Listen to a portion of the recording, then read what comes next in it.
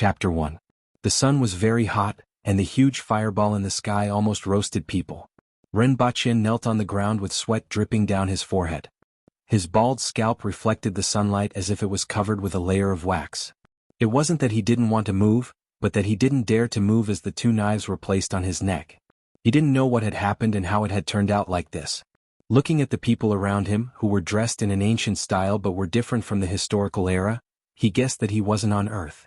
3 minutes ago, Renbachin was still wearing a singlet and eating instant noodles and surfing the internet in his rented apartment. The next second, he appeared here with a bowl of instant noodles in one hand and a pair of chopsticks in the other. The chair he was sitting on was still there. However, the environment was completely different. Everything that was familiar to him was gone. He appeared in the middle of a road with marching troops on both sides. His sudden appearance had also startled those people.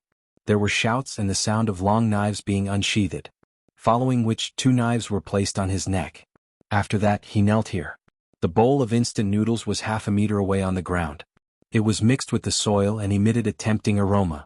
He didn't have the thought of a man having gold under his knees. Or perhaps it should be said that the burly soldiers around him, as well as the shining weapons in their hands, as well as the austere atmosphere of the army, made his mind almost go blank. He seemed to be in the marching troops. When he landed, he happened to be in the marching troops. "Who are you?" A 2-meter-tall man in armor stood in front of him. His small eyes were filled with coldness. Renbachin suspected that if he said anything wrong, the other party would chop him up with a knife. Renbachin. Renbachin didn't know what to say. Right now, her mind was in a daze and she subconsciously said the name. "Why are you here?" "I don't know either," Renbachin said with a sad face.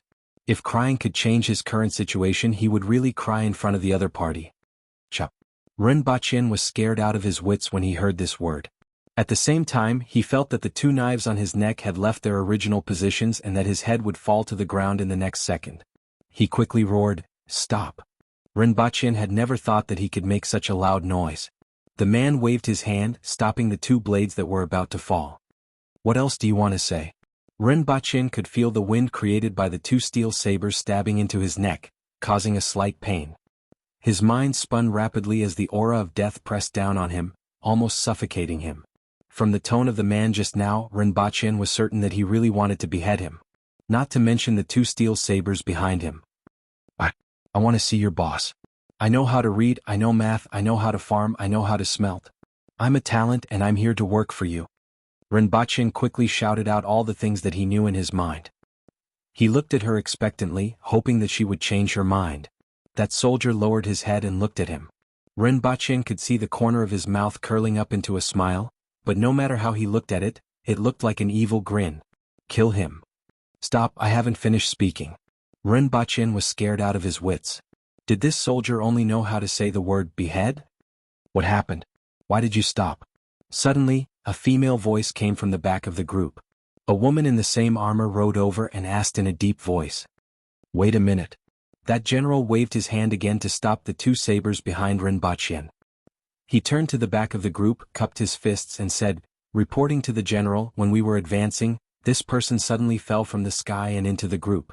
I suspect that this person is an assassin and am preparing to behead him in public." "I'm not an assassin, I'm a talent. A real talent, please don't kill me," Renbachin shouted at the top of his lungs. At this moment, there was no chance for him to defend himself. If he was not careful, his head would fall to the ground in the next second. Therefore, he could only think of the word, talent, that would give him the highest chance of survival. Even if the other party didn't care about talent, he could still arouse their curiosity and let them listen to what he had to say, right? Throughout history, no matter where it was, there had always been preferential treatment for talented people. Furthermore, Renbachin knew that he was still somewhat capable. At least he had learned math, physics, and chemistry. He also knew a lot of miscellaneous things and should be able to find something that would interest the other party, right? Noisy. That soldier turned around and kicked Renbachin in the chest, sending him flying. He lay on the ground for a long time and couldn't catch his breath. He almost thought that he was going to die. The female general rode her horse to Renbachin and looked down at him. She said, "Bring him to the side of the road and check the surroundings. If there are no problems, continue forward and I will report to the emperor." "Yes," that soldier replied. Then he added, "Drag him to the side of the road and send a team to check the surroundings." Renbachin was dragged to the side of the road like a dead dog. At this moment he couldn't be bothered to resent this person for kicking him. Instead, he secretly looked around and thought about how to save his life. He was surrounded by soldiers armed with sabers and guns. It was impossible for him to escape. He reckoned that his head would fall to the ground in less than 2 steps. Did he hear the female general say, "Emperor"? Was she referring to the emperor? He had to think about how to save his life. First, he thought about how he came to be here and concluded that he didn't know. However, he already knew that he happened to be in the middle of the marching troops and was extremely unlucky. Even if he fell into the forest, his chances of survival would be higher, right? He was already considered lucky that they didn't hack him to death the moment they saw him. Secondly, these people spoke the same language as him, which was a blessing in disguise.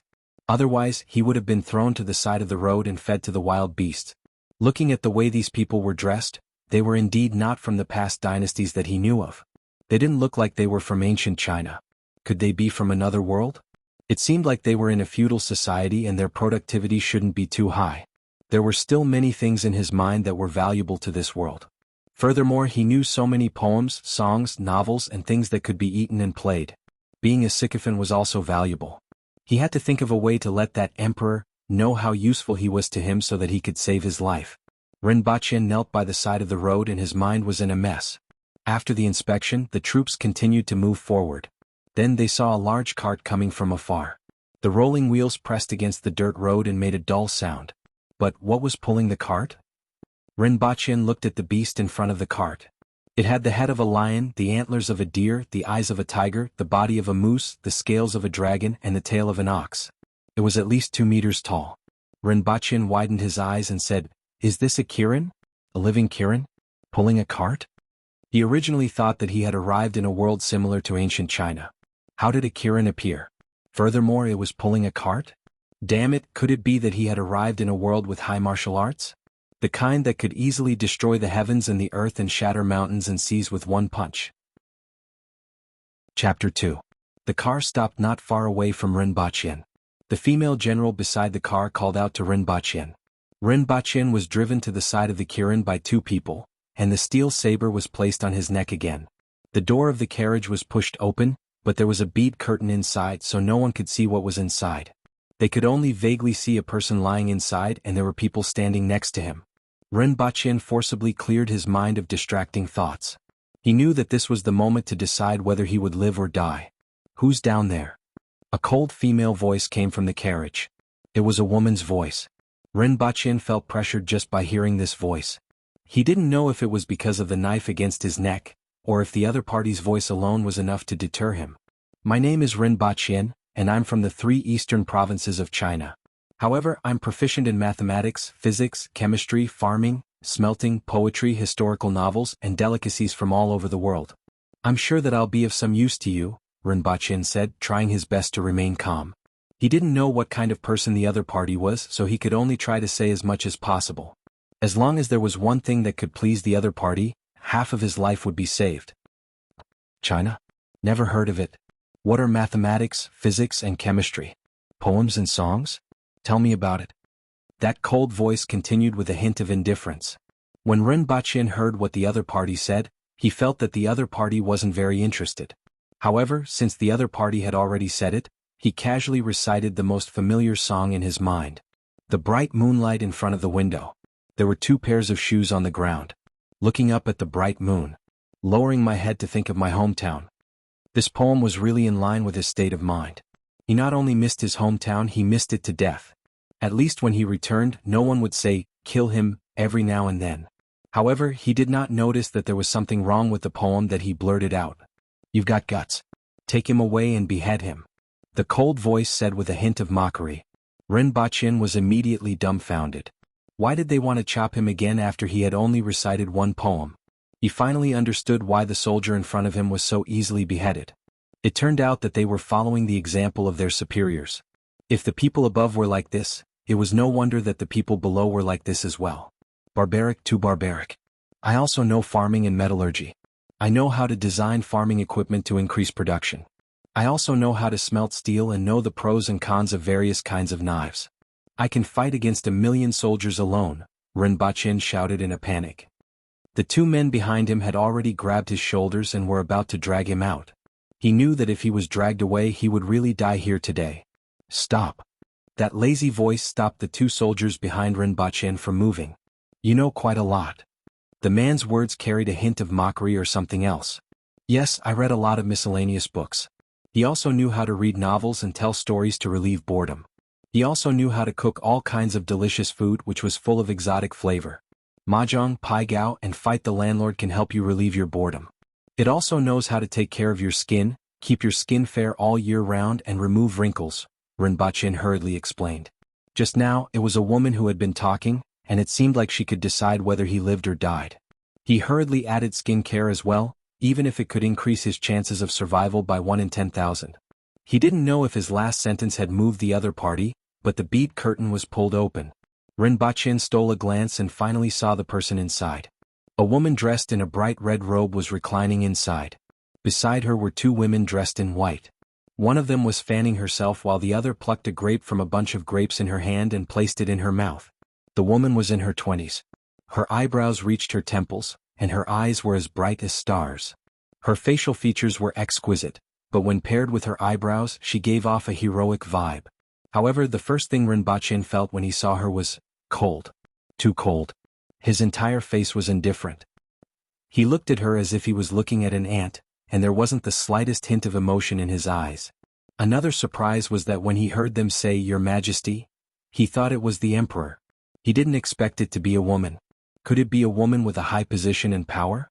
It seemed like some names in this world were different from those on Earth. The woman's star-like clear eyes looked at him for a while before fixing her gaze on his face. Rinpoche didn't know if it was an illusion, but he felt that the other party's gaze changed for a moment. However, it was only for a moment, so he couldn't be sure. Where are you from? The woman asked coldly. Northeast China. Rinpoche felt that his life could be saved, so he calmed down a little. This was because the other party asked him again where he was from. This meant that the other party seemed to be a little interested in him. Where is China? I have never heard of it. Is it a small country at the border? The woman's tone didn't change. She reached out to take the wine glass from the female attendant and took a sip. I don't know where it is and I don't know how I got here either, Rinpoche said truthfully. The person in front of him could decide his life or death with just a word. He didn't want her to hear anything untrue from his mouth. That could very well cost him his life. What's your name? Rinpoche.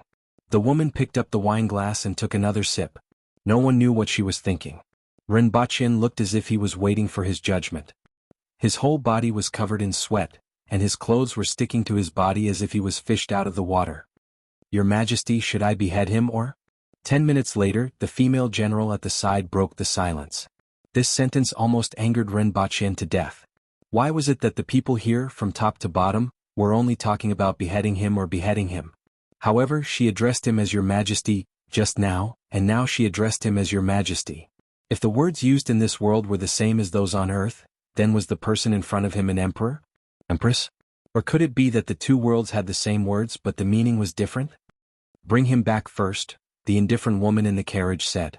The bead curtain was drawn again. Rinpoche was carried to the side of the road. He only dared to take a deep breath after a long time. Just now, his heart almost jumped out of his mouth and his whole body was covered in sweat.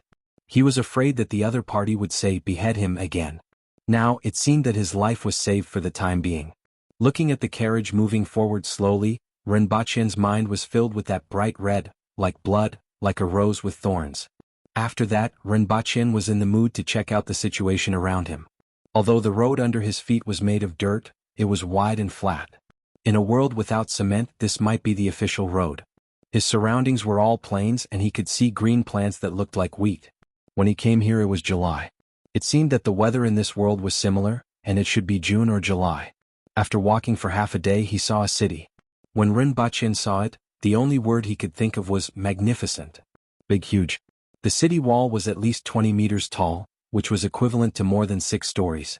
It was completely built with huge stones, and it was unknown how much manpower and material resources were used to build it. Both sides of the road were lined with soldiers in bright armor. Outside there was a dense mass of people. Regardless of whether they were wearing bright clothes or coarse clothes, everyone was kneeling there with their heads lowered, and they didn't even dare to breathe loudly. Inside the city it was even bigger and there were shops everywhere. If not for everyone kneeling on the side of the road, it would have been a bustling scene. After walking for 2 hours they passed through another inner city. Rinpoche saw a group of towering and spectacular buildings, or rather, a group of palaces, from afar. This must be their destination. Chapter 3. It was very hot outside, but the dungeon was very cold and humid. When Rinpoche was dragged in, he saw a few rats running on the ground. There were 2 metal doors on both sides and he couldn't see what was going on inside. Soon he was thrown into one of the doors. The person who threw him in said to the jailer, "Look after the prisoner that Her Majesty wants. Don't kill him." Hearing this, Rinpoche felt goosebumps all over his body. If he didn't say this, would he not be able to get out of here alive? He panicked at the thought of this. With a bang, the metal door was slammed shut. Rinpoche was left in this cell with a 20-centimeter tall, 1-meter wide ventilation window. Rinpoche collapsed onto a pile of straw on the ground. What he had experienced today was too stimulating for his young heart. After a while, he started to worry about his current situation. He hoped that the lady would see him soon, and then he would think of a way to persuade her to give him a chance to show off. Rinpoche believed that he was completely different from the people of this world in terms of experience and vision. That was where he would be useful. Not to mention other things, he had to change the current situation where he could be killed at any time. For the next few hours, he lay on the straw and thought about what he should say to the lady to move her. When he felt cold, he grabbed a handful of straw and covered himself with it to keep warm. A squeaking rat came out of a hole in the corner of the wall, giving him a scare. After scaring the rat away, he continued to think while sighing about how good Earth was. There was a small door at the bottom of the metal door and dinner was pushed in from there. There was a bowl of salt water and a cornbread. The grains were so thick that he cut his throat when he swallowed it. After using all his strength to finish the cornbread, Rinpoche curled up in the straw to keep warm and think. He didn't try to ask the jailer outside because he knew it was useless. It was better to save his saliva. The straw was warm, so it didn't take long for him to fall asleep. He had received too many shocks today. Rinpoche thought that the lady would see him soon. He didn't expect that after waiting for 3 days, there was no sign of her wanting to see him. Rinpoche was a little anxious. Could it be that the other party had forgotten about him? If that was the case, wouldn't he die here? Thinking of such an outcome, Rinpoche felt that death would be more comfortable. However, it was useless for him to be anxious. The current situation was that their lives were in the hands of others. He could only comfort himself as he waited in the cell. Another night passed. Before he opened his eyes, he felt that the light was so bright that he could see through his eyelids. After a few days in prison, he had already gotten used to the light in the cell. So he knew at once that he was not in a cell. Rinpoche opened his eyes abruptly. Following which, he was dazzled by the surrounding light and quickly closed his eyes. He had been in the cell for the past few days and was not used to the brightness outside. He touched his lower body with his hand.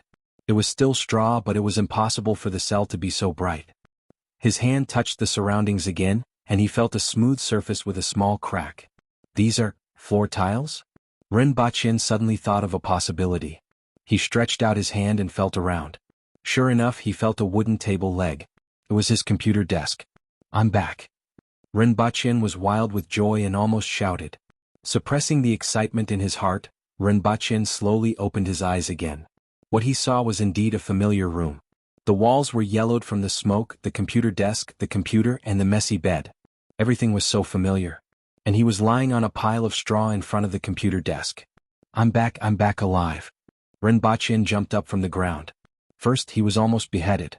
Then he stayed in a dark cell for 3 days. Finally, he returned to this kennel. The joy in his heart was indescribable, and he could only vent his emotions by shouting. After venting for 10 minutes, he finally calmed down a little when someone knocked on his door from next door. "Oh no. I disappeared for 3 days. I don't know how the company will deal with me." After calming down, Rinpoche suddenly had to face an extremely realistic problem. "Forget it, I'm lucky to be able to come back alive.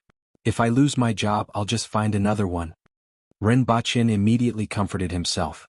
Indeed, after walking on the edge of life and death, he could look down on many things a little more. The most important thing now was to come back alive. This was more important than anything else. Although this was what he thought, he still picked up his phone. Sure enough, it was switched off as he expected. He nimbly charged his phone and threw himself onto the bed. It was really great to be back in this kennel again. Even this broken window was so comfortable. Rinpoche hugged the quilt and rolled around while sighing. After rolling around for a while, he was pricked by something. At this moment he realized that there was still a lot of straw stuck on his body. This is the straw from another world. I wonder if it will carry germs or something. Rinpoche mumbled as he took off his clothes and threw them to the side. He walked to the mirror and saw his haggard face. His short hair was also stained with a lot of straw. Dong dong dong. A series of knocks sounded on the door. Rinpoche quickly put on his underpants and opened the door. It was a middle-aged man outside. You're finally back. I've been looking for you for 2 days and your phone is switched off. What do you want? If you didn't come back, I would have thrown your things outside, the middle-aged man said unhappily. Isn't there still 1 more week? What's the hurry? Rinpoche was still immersed in the joy of escaping death. Are you too stupid? It's already been 2 days, the middle-aged man suddenly said. Rinpoche suddenly realized a problem and asked cautiously, What's the date today? It's the 17th. The rent is due on the 15th. Rinpoche lowered his head and calculated. When he went to that world it was on the 8th. Today was the 17th, which meant that 10 days had passed. He stayed in that world for 3 days and did not know when he returned to this world. In other words, 1 day in that world was equivalent to at least 3 days on Earth? It's over. Looks like I'm definitely going to lose my job. Rinpoche smiled bitterly. If he was missing for 3 days he could still think of a way to talk. If he was missing for 10 days he would definitely be fired. I will transfer the money to you via WeChat later, Rinpoche said to the landlord and closed the door. Rinpoche turned on his phone and looked at the time. It was indeed July 17th. He then looked at his notifications and saw a series of missed calls. A few of them were from his mean middle-aged female boss, a few were from his colleagues, and the last few were from his only friend. When he opened WeChat there was also a series of messages. Where are you? Why didn't you come to work? The higher-ups are angry. Come quickly. Why did you go missing? You were fired. Come to the company to pay your salary. When Rinpoche saw this message, he immediately dismissed the idea of calling the mean middle-aged female boss. She had always disliked him. Now that he was missing for 10 days he would definitely be fired. He would go to the company tomorrow to pay his salary and find a place to relax for 2 days. After that he would look for a job. But how did I get over there? How did I come back? When Rinpoche thought of this question, his heart was immediately shrouded with a layer of shadow.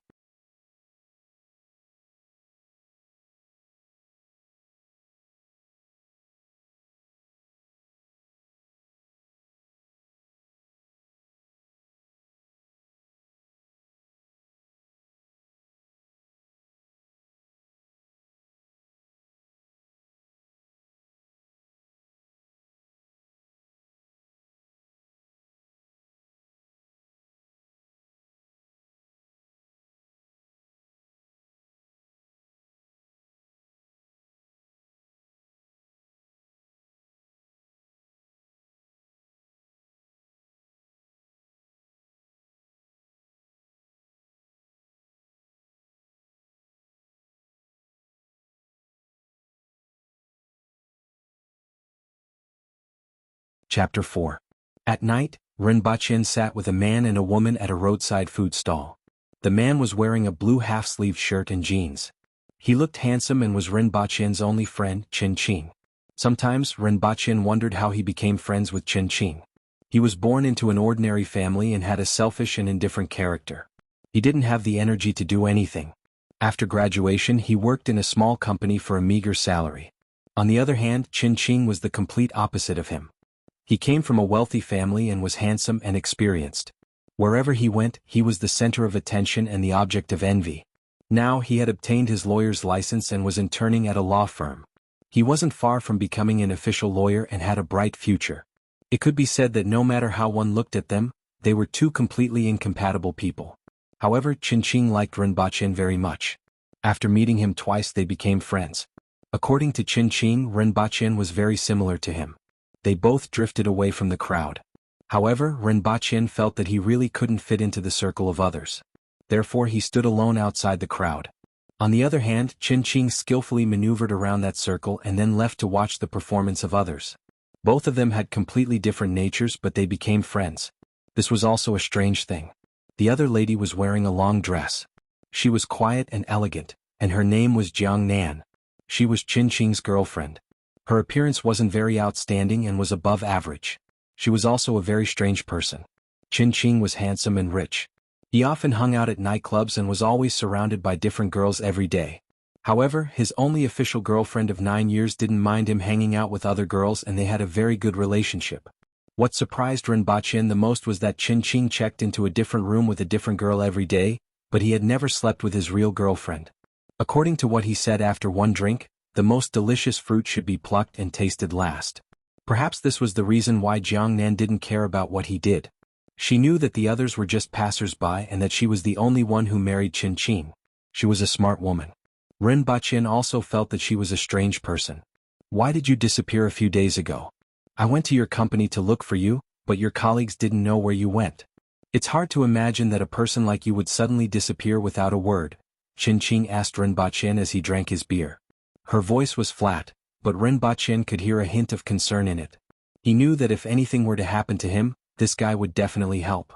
However, no one could do anything about the problem that he was currently facing. It's a long story. Rinpoche sighed.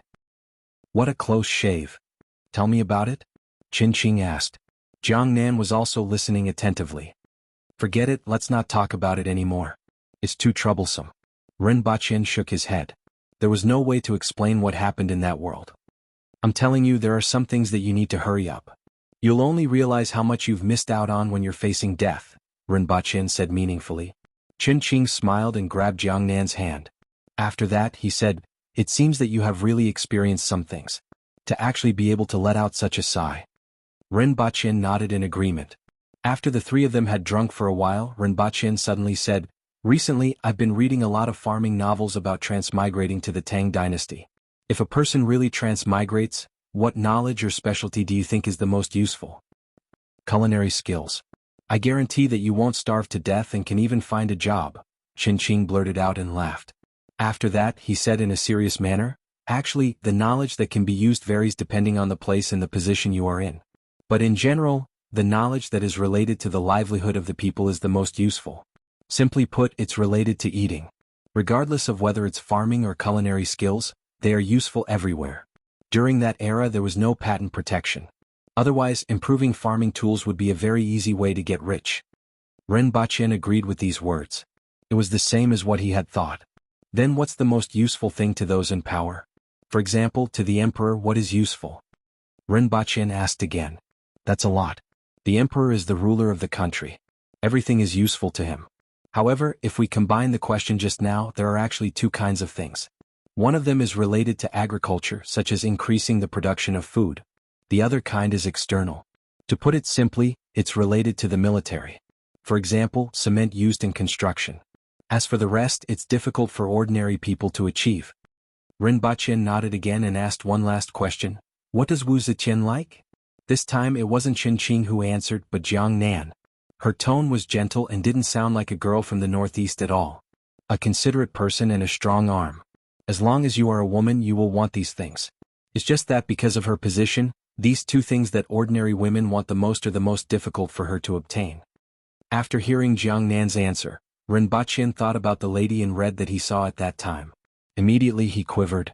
It was really hard to imagine that woman would be like a little bird in a man's arms. Most of the time, she would probably say emotionlessly, chop it off. What? Are you making plans for your transmigration? Qin Qing laughed. Rinpoche nodded with a serious look on his face, yes. After the few of them finished their meal before they parted, Jiang Nan said softly, our company is hiring recently. If you want to change jobs, you can consider it. Rinpoche knew that she was saving him some face. He had been missing for so long that he definitely couldn't keep his job. She definitely knew that. He laughed and said, I want to rest for a period of time before looking for a job. If there's no suitable place, I will seek help. The most important thing now was to find out how he got to that world and how he came back. If he couldn't find the reason, how would he have the mood to work? He might not be able to come back even if he transmigrated again. For the next 2 days, Rinpoche stayed in his room. His search for the reason for his transmigration was fruitless. Since he had nothing to do, he went online to look up information on agriculture and blueprints of farming equipment. If he went back to that world again, these things should be of some use. During this period, Rinpoche received an email from Qin Qing. After opening it, there was a long form. It was a comparison of some common knowledge with the corresponding knowledge from the Tang dynasty. There was also a long list of books. At the end of the email there was a sentence: "If you really transmigrate, remember to bring these books." Rinpoche laughed halfway through reading. It was obviously a joke to anyone, but Qingqing was actually so serious. After keeping the list of books, Rinpoche prepared to buy a few books that he was interested in the next day. However, in his sleep he woke up from the cold. While he was still in a daze, he felt that something was wrong with his surroundings. Rinpoche was still lying on a mattress, but at this moment he felt very cold. In this season, it was good enough to be slightly cooler at night. It couldn't be cold at all. When he opened his eyes, his surroundings were pitch black. He reached out to touch the mattress and the surrounding. He couldn't feel the edge of the bed, but instead, he felt a rough and uneven stone. Is this a prison cell? Rinpoche was at a loss. After searching carefully, he found the ventilation window that was 20 centimeters tall and 1 meter wide. There was a faint light coming from outside. He had returned to this world again. Chapter 5. Rinpoche used the blanket to wrap himself up and finally felt a little warmer. However, his mind was in a mess. He had indeed transmigrated back, and this time he brought the blanket with him. The previous time he brought a chair and instant noodles. When he went back he brought the straw under him, and when he came back he brought the blanket under him. It seemed that the things he came into contact with would be brought back to this world. However, he still had no idea how he transmigrated. There were no signs, no abnormalities, and nothing strange happened the first time he transmigrated. The next 2 times he transmigrated in his sleep. The interval between this time and the last time was 3 days. The last time he came to this world he stayed for 3 days. It seemed that he transmigrated once every 3 days, at least for now. He just had to wait and see if he transmigrated back after 3 days. The last time he stayed here for 3 days, 9 days had passed on Earth. In that case, if he went back for 3 days, only 1 day had passed here? As Rinpoche thought about it, he crawled out of the blanket and groped in the direction of the door. Sure enough, he found a hard cornbread and a bowl of weird-smelling salt water. It seemed that no one had noticed him disappearing for a day. He threw the cornbread to the corner, poured the salt water away, and put the bowl back in its original position. Rinpoche felt a chill all over his body as he crawled back into the blanket. Just as he crawled back into the blanket, Rinpoche suddenly thought of a very important question. The last time he came here he was wearing shorts and a singlet. This time, because he was sleeping, he was only wearing underwear. If that woman summoned him. The scene was too beautiful and he didn't dare to think about it. Also, how could he explain the blanket here? Why did a blanket appear out of thin air? This couldn't be explained either. Rinpoche felt a headache when he thought about this. He had been hoping that the woman would summon him quickly, but now he was praying that she wouldn't summon him within 3 days. He had to go back and change into his shorts and singlet. The world wasn't always as one wished. Rinpoche finally believed this saying. The more you wanted something, the more it wouldn't come. When you didn't want it, it just had to come. Rinpoche was awakened by the sound of the metal door being pushed open. 2 people came in. They were dressed in bright armor and had long swords at their waists, similar to the one he saw the other day. As soon as they entered the prison, they saw Rinpoche wrapped in a mattress. Behind them there was a prison guard standing at the door. When he saw the situation in the cell, his eyes widened. There was clearly only one person who came in, so where did the bedding come from? Follow us. One of the soldiers stood in front of Rinpoche and looked down at him. Can I walk with this wrapped around me? Rinpoche put on a big smile and was as awkward as one could imagine. Cut the crap, another soldier reprimanded, grabbed Rinpoche's arm and lifted him up. Then she looked at Rinpoche, who was only wearing underwear, and the corners of her mouth twitched. It wasn't his first time interrogating prisoners in prison, but he had never seen anyone sleeping naked. Where are my clothes? Put it on. My clothes are gone. Rinpoche was at a loss for words. Both of them had seen this person when they caught him. He was clearly wearing clothes, so why was there only a piece of cloth in his crotch now? Both of them immediately looked at the jailer behind them. Being stared at by both of them, the jailer was almost scared to death. He quickly said, "It has nothing to do with us. The door behind this person's cell has never been opened. I also don't know how his clothes are gone." In order to prove what he said, he quickly said, "Even this mattress was not there when he came in. I don't know how it has appeared now." The 2 soldiers looked at each other with doubt in their eyes. It seemed that the jailer wasn't lying and he didn't dare to do so. So what was the situation now? The jailer continued, "Look at him. Which part of him looks like he has been in prison for a few days? There is not a speck of dust on him. He looks like he just crawled out of bed. There is something wrong with this person, but it has nothing to do with us. Take him away first, one of the soldiers said. Then another soldier grabbed Rinpoche's arm and pushed him toward the door. Let's go. If we are too slow you will suffer. Can I put the mattress around me? Rinpoche was still trying his best. What awaited him was a kick on his buttocks and a pitch-black footprint. The two soldiers carried him and the mattress outside, and there were two more waiting outside. Rinpoche thought to himself that he wouldn't be able to escape even if there was only one, let alone four. They were overestimating themselves. After leaving the courtyard, they turned a corner and arrived at the bustling street. Rinpoche was escorted to the street by a few people with only his underpants on. What greeted him was gazes from all directions, followed by roars of laughter. Look, this person came out wearing only his underpants. Did you catch him from a brothel? Sigh. Look at his bulging underpants. This guy must be in big trouble. This person is quite fair. One look and I can tell that he isn't from an ordinary family. This person guessed wrong. Most children from ordinary families on earth were like this. Rinpoche's face turned red and his head was almost squeezed between his legs. However, the four soldiers had no intention of letting him cover his embarrassment. They just escorted him forward. Brother, my illustrious reputation has been completely ruined. Rinpoche cried miserably. Does this count as running around naked? Furthermore, it was under the watchful eyes of so many people. The only thing that comforted him was that he still had a pair of underpants on. Another thing that made him feel better was that he still had some capital. If he didn't have enough capital, he wouldn't have the face to see anyone. Rinpoche showed off his 2 kilograms of flesh and wore underpants. Along the way, he arrived at his destination amidst the gazes and pointing fingers of the commoners. It was the palace that he saw when he entered the city that day. At first, Rinpoche felt very awkward. Later on, he decided to throw caution to the wind and let them say whatever they wanted. At the end of the street was an open space. Behind it was a stone bridge and an inner river. After that, there was a palace wall. The buildings that could be seen from afar were all blocked inside. Just the palace wall alone was about 10 meters high. Those palaces were much taller than the palace wall and could be seen from afar. This was enough to show the grandeur of the buildings inside. Rinpoche was brought in through a side door. Initially, he thought that he would see that lady immediately. Unexpectedly, he was brought to the side of a plaza. 2 people stayed behind to guard him while the other 2 went inside. Rinpoche didn't know if it was an illusion, but he felt that the sun here was bigger and hotter than on earth. Looking at the sun, it should be morning. After standing for a while, he felt dizzy. After standing there for an unknown period of time, Rinpoche finally sobered up a little after the 3rd beat of the drum. Following which, he heard the sound of intensive footsteps. Many people walked out from the highest palace in front of him. Is this the end of the court session? Rinpoche guessed. Then his imagination ran wild. Is that lady the empress?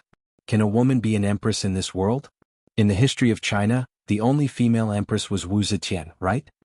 Rinpoche lowered his head. He didn't know if they were court officials or not, but all of them cast sidelong glances at him. After all, with his current demeanor, no matter how one looked at it, he shouldn't be here. Instead, it was as if he had just been caught from a brothel. It was unknown who it was, but someone suddenly burst into laughter. Rinpoche lowered his head even more. Who is this person? Someone asked the soldier beside him. He is the criminal that the empress wants to see today. Following which, the sound of footsteps getting further and further away could be heard. Until these people left, Rinpoche finally heaved a sigh of relief. Standing here with only his underpants and letting people watch him was a challenge to his sense of shame. The 2 soldiers who had just left hurriedly came over and said, "The empress wants to see him. Let's go." Rinpoche was escorted along a path at the edge of the plaza. After a few turns, they arrived at a relatively small palace and continued to wait in front of the door. Chapter 6.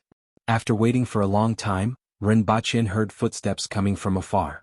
He secretly turned his head and saw a group of people coming from afar. At the front was a woman wearing a bright red robe embroidered with gold thread. Her hair was tied up simply. It was the woman he saw that day. She really likes red, Rinpoche muttered to himself. However, looking at the palace complex, he really suspected that she was the emperor here. While Rinpoche was sneaking a peek at the woman, she was also looking at him coldly.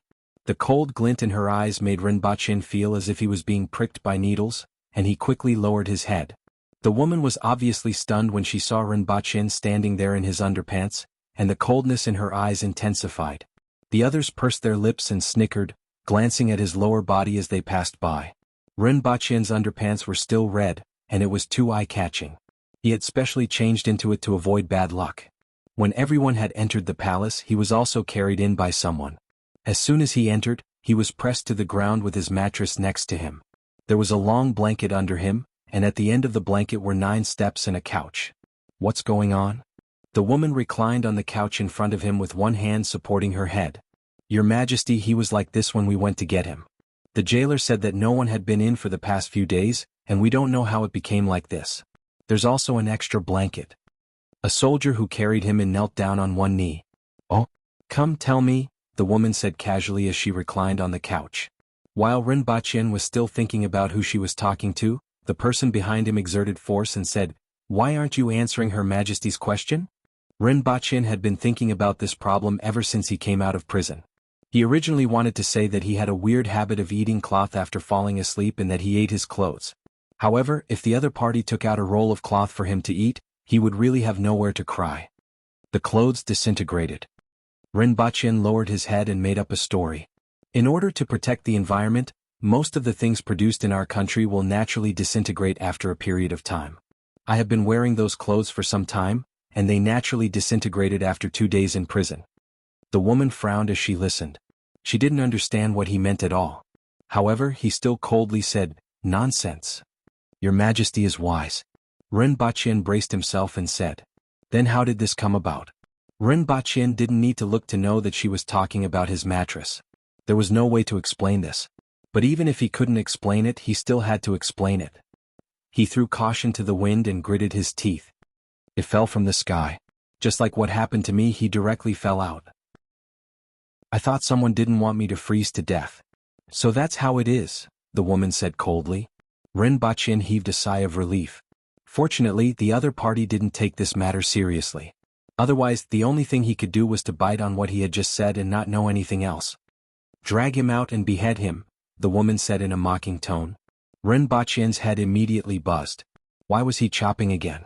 Rinpoche was scared out of his wits.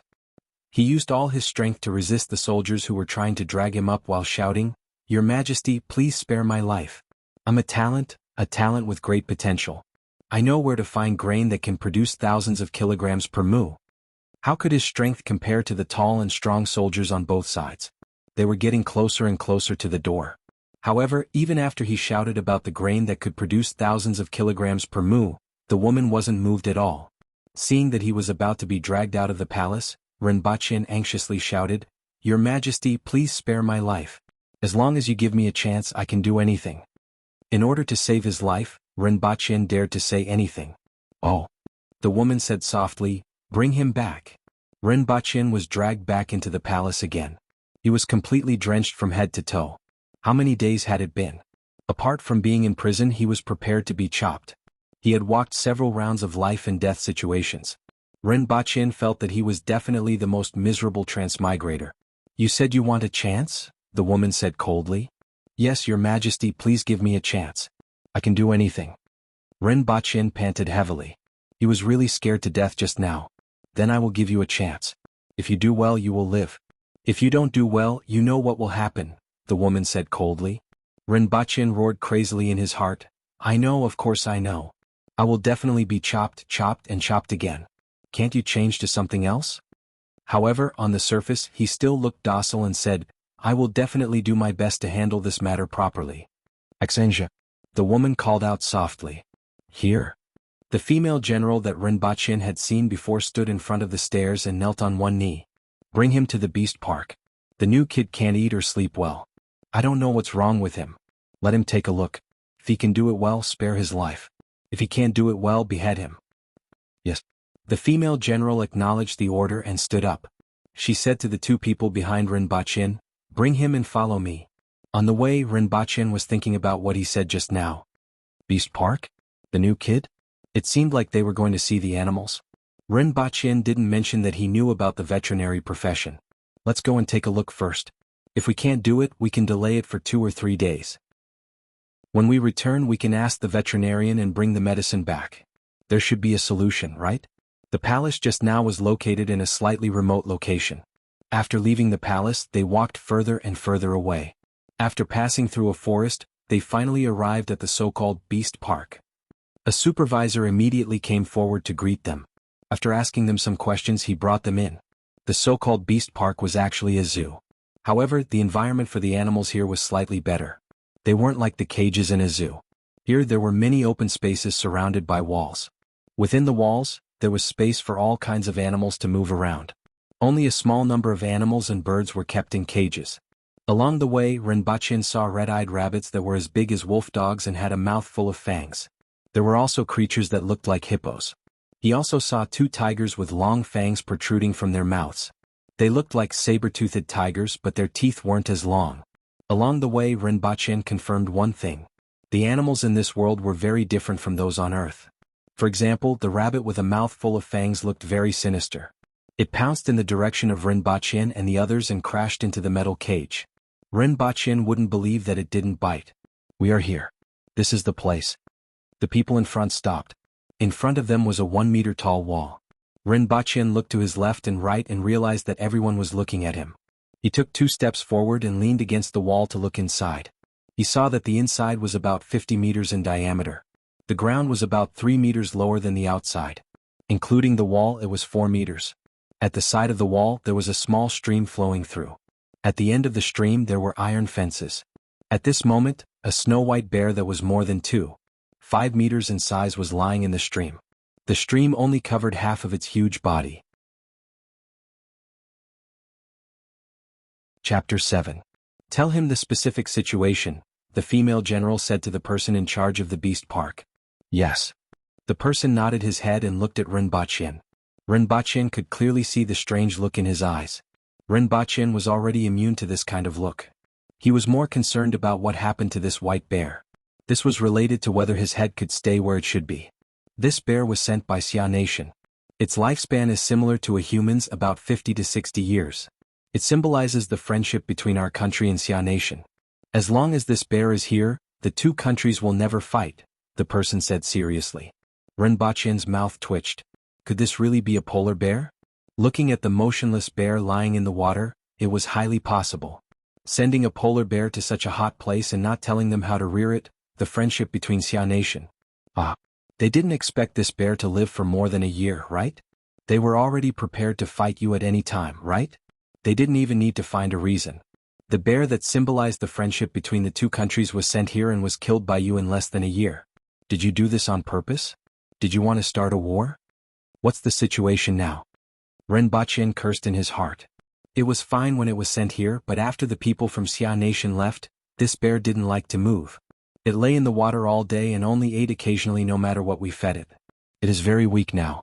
If there is no other way, I'm afraid it won't last long, the person in charge said worriedly. Then his face became firm again. This is my dereliction of duty. If that happens, I am willing to die to thank your majesty for your kindness. Rinpoche was speechless after hearing this. It was obvious that they were playing with you. If the bear died, you would die with it? Would the people from Xia Nation laugh at you? After hearing about the bear's behavior, he felt even hotter. In such a hot environment, even he couldn't stand it. It would be strange if the bear was willing to eat. However, just in case, he still had some questions to ask. When was this bear sent here? 1 month ago. Did they say anything when they sent the bear here? This bear is from the north of Xia Nation. It is snow-white, rare and extremely precious, so we must take good care of it. China is in the north? Yes. The man had an expression that said, "Why do you even have to ask me this? Have you ever seen snow?" I understand. Rinpoche, who was wearing a pair of red underpants, nodded thoughtfully. As long as you can do this well, His Majesty will not be stingy with your rewards. Otherwise, that female general called Xinja held onto her saber with one hand. She didn't even want to know what he understood from the start. His act of keeping him in suspense was completely wasted. No problem. Rinpoche was delighted. He was finally able to keep his life. To think that he would encounter such a simple problem. The red underpants were indeed useful. I have 2 requests. Rinpoche raised his finger. First, give me a set of clothes. This isn't too much, right? Xinja ignored him and asked directly, what's the other request? Get me some saltpeter, Rinpoche said. As long as there was saltpeter to make ice, everything would be easily solved. Polar bears were resistant to the cold and afraid of heat. Giving it a piece of ice should make it feel much better. However, it would be best to seal this place and fill it with ice. Saltpeter, what's that? Renbachin fell into deep thought. What was saltpeter? This was a good question. He only remembered saltpeter, but he couldn't remember how it was made.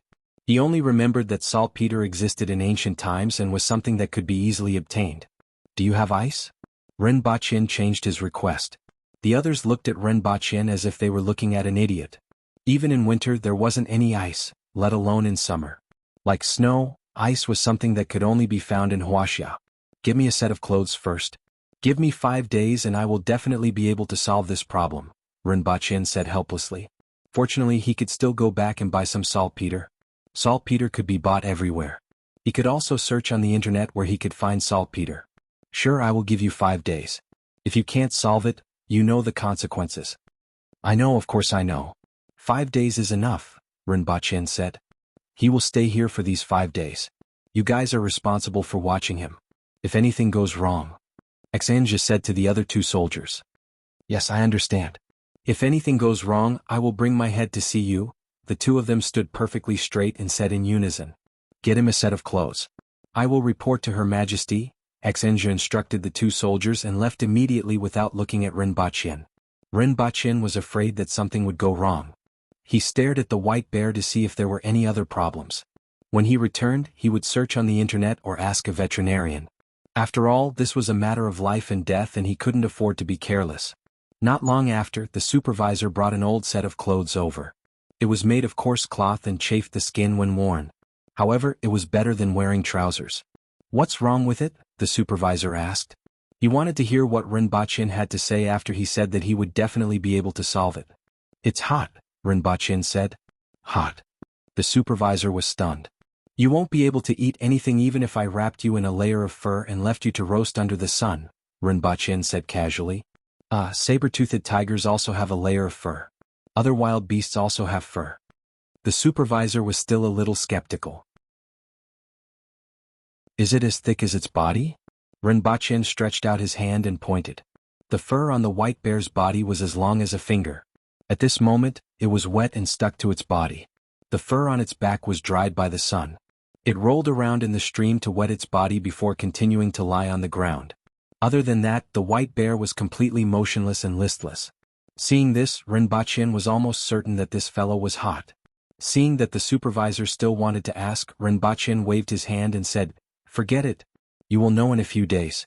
Just watch. That night, Renbachin stayed in a row of houses in the Beast Park. All the odd job workers stayed there as well. The environment wasn't considered good, but compared to the dungeon, it was like heaven and earth. For the next 2 days, Renbachin spent most of his time looking at the bear. The rest of the time he wandered around the Beast Park and looked at the animals that were somewhat similar to those on Earth. On the 3rd night, if Renbachin didn't guess wrongly, he would be able to return to Earth tonight. Before entering the room, he said to the 2 guards who had not left his side for the past 2 days, These 2 days, I have completely thought of how to save the white bear. Don't disturb me tomorrow. I need to make some preparations. Just leave the food at the door. If there are any problems that lead to failure on the verge of success, I will drag the 2 of you down with me even if I die. After finishing his words, he entered the room and closed the door without looking at the 2 guards. The 2 guards looked at each other and stood guard at the door, one on the left and one on the right. They didn't care what the people inside wanted to do as long as they were inside. At the same time, in a certain palace, a lady dressed in red was sitting on a couch. She held a tin pot in her hand and raised her head to drink from it from time to time. How's the situation at the Beast Park? The lady suddenly thought of something and asked. That person said it would be solved in 5 days. Now 3 days have passed. He has been wandering around for the past 3 days. I feel that he is stalling for time. The armored Xenja took 2 steps forward and cupped her fists. Yes, there are still 2 more days. If he can't do it. The lady paused for a moment and said, Just behead him. You don't have to tell me. After finishing her sentence, she raised her head and took another sip. Renbachin had a sleepless night. He was afraid that he wouldn't be able to return to Earth. If that happened, he would be in deep trouble. After tossing and turning for an unknown period of time, he finally fell into a deep sleep. After an unknown period of time, he suddenly woke up with a start. He stretched out his hand and touched the lower part of his body. The bed was much softer than the one in his previous world. With the help of the light coming in from the window, he saw a familiar scene. Ren Bachin finally felt at ease. Chapter 8. When he reached home, Ren Bachin couldn't sleep anymore.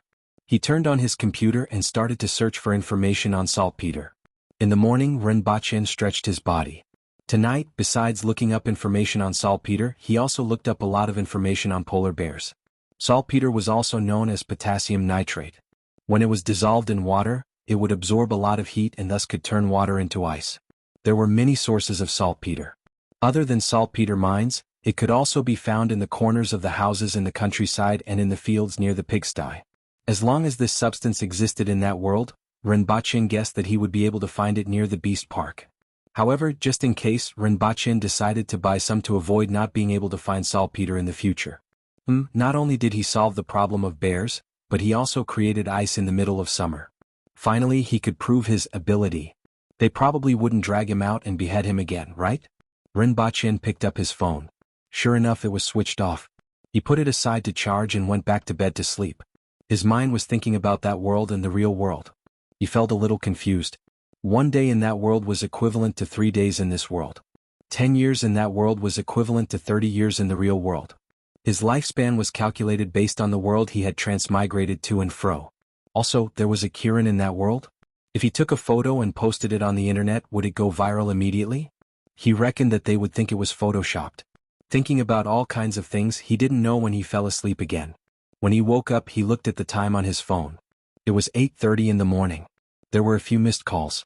2 of them were from Chin Ching and 1 was from his former colleague. Ren Bachin grinned. He had been there for a year and was acquainted with everyone. He reckoned that this colleague had called him to pack up his things. To others, it seemed pretty miserable to be in such a state, but Ren Bachin was already used to it. After taking a bath and changing his clothes, Ren Bachin went to his previous company to settle his salary and collect his things. The company was located in a commercial building about half an hour's drive from where he lived. When Ren Bachin entered, many people saw him. However, no one spoke to him as if they did not know him. After he walked past, they looked up and exchanged a few glances with the people beside them. He came to the manager's office and knocked on the door. When he heard someone say, "Come in," he pushed the door open and walked in. In the room was a woman in her 40s. She was wearing glasses. When she raised her head and saw that it was him, her face immediately turned cold. "You've been absent from work for no reason. You've been fired. Go to the finance department to settle the accounts, then pack up and leave." Ren Bachin nodded, turned around and walked out. The woman in the room was slightly stunned. She didn't expect him to be so straightforward and not say a word. After that, he lowered his head and continued to deal with the documents. After settling everything, Ren Bachin stood at the entrance of the company and took a look. Then he turned around and went downstairs. Just now, when he passed by, he took a look and saw that his seat was already occupied by another person. It seemed like a newcomer. Anyway, he didn't really want his things so they could throw them wherever they wanted. There was no hate-provoking plot. Everyone was an adult and no one would take the initiative to mock you. To most people, you are less than air. Air is still a necessity, and it doesn't make a difference whether you're there or not. Ren Bachin mocked himself as he went downstairs. He found a chemical reagent store and bought 25 kilograms of potassium nitrate. After that, he went to the bookstore and bought a few books about animals. Finally, he went to the veterinary pharmacy to buy some vitamin B, which could treat indigestion. In addition, he saw that the bear was shedding in some places, so this medicine could help. After preparing all these things, he called Chin Ching back. "I've been looking for you for a few days. Do you want to go out to play tonight?" Chin Ching asked after the call was connected. Ren Bachin knew what he meant by go out to play. Going to a bar to have some fun. Chin Ching was sunny, handsome, and rich. He had always been popular with girls. It was rare for him to return empty-handed when he went to a bar to have some fun. Most of the girls who went to a bar to have some fun would go with a partner. Ren Bachin's appearance was considered delicate and pretty. At least, others didn't dislike him. Moreover, he was with Chin Ching. Most of the time he would gain something. Ren Bachin really wanted to relax. These days he had been very nervous. Now that he could finally relax, he said, "All right, you choose the place." "All right, I have something on now. I'll hang up first. I'll text you the time and place." At night, Ren Bachin waited at the place that Chin Ching mentioned. It was a newly opened bar. A few minutes after Ren Bachin arrived, Qin Qing also arrived in his car. You got a new car? Ren Baqin raised his eyebrows. Qin Qing used to drive a Buick. Now he had changed to an Audi Q7. Recently my dad talked to Jiang Nan's dad and he sponsored this car. Qin Qing laughed. Oh, you've met the parents? Congratulations. Ren Baqin laughed. He was genuinely happy for Qin Qing. Therefore there won't be much time to play in the future. While we still have the chance, let's have some fun. Qin Qing hooked his arm around Ren Baqin's neck, and the two of them walked into the bar. Has the date been set? Ren Baqin asked as they walked in. The engagement will be on October 1st, Qin Qing replied. Congratulations, congratulations. After a while the two of them sat in the bar. Ren Baqin's gaze was on the wine glass, and Qin Qing was chatting while looking around for prey. Those two are not bad. Qin Qing raised his eyebrows. After a while he said, unfortunately they have male companions. When looking for fun in a bar one must have good eyesight. Being rejected was a small matter. If things went wrong one might even get beaten up. Ren Baqin had seen such situations many times. While he was looking for prey, others were also looking for prey. Not long after, a waiter brought 2 glasses of wine over. Sir, it's from table 57. The two of them looked in the direction that the waiter was pointing at. There were 3 women at that table. They were in their early 20s and had good looks. One of them raised her glass and gestured to the two of them. Qin Qing also raised his glass. After the waiter left, the two of them took their glasses and moved to that table. They introduced themselves to each other. The 3 girls were all locals and were high school classmates. They were currently studying in another city. Now that it was summer vacation they had all returned. Qin Qing was very good at talking. Not long after he became very friendly with the 3 of them. Ren Baqin listened at the side and would occasionally interrupt to ridicule them. If nothing went wrong they would have a good night tonight. However, something unexpected happened. While they were chatting, 2 groups of people nearby started cursing at each other. This kind of thing happened frequently so no one paid much attention to it.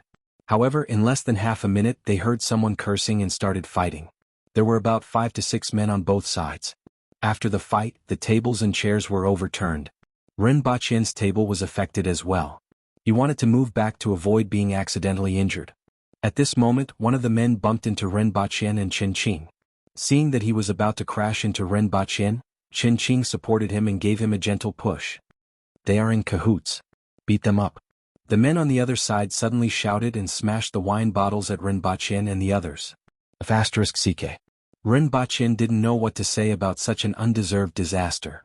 It's a misunderstanding. We don't know them. Qin Qing raised both of his hands as he retreated to show that he didn't have any ill intentions. At the same time he wanted to explain himself. *CK. Ren Baqin shouted again. This time, not only did the other party rush over, but one of them even took out a small knife from his pocket and directly stabbed it at Qin Qing. Ren Baqin subconsciously stood in front of Qin Qing and tried to grab the other party's wrist that was holding the knife. He cherished this only friend of his. However, Ren Baqin overestimated his speed. The other party's knife stabbed into his stomach before he could react. Ren Baqin held his stomach and wanted to curse, but the pain in his stomach made him unable to say a word. Murder! Murder! Someone at the side shouted. When the 2 groups of people saw this situation they immediately ran away. When Ren Baqin woke up, he was already in the hospital with Qin Qing by his side. His stomach was in pain but he could still speak. Are you awake? Are you thirsty? Qin Qing got up and asked with concern when he saw that Ren Baqin had woken up. How long has it been? Ren Baqin wanted to know how long he had slept. More than 20 hours.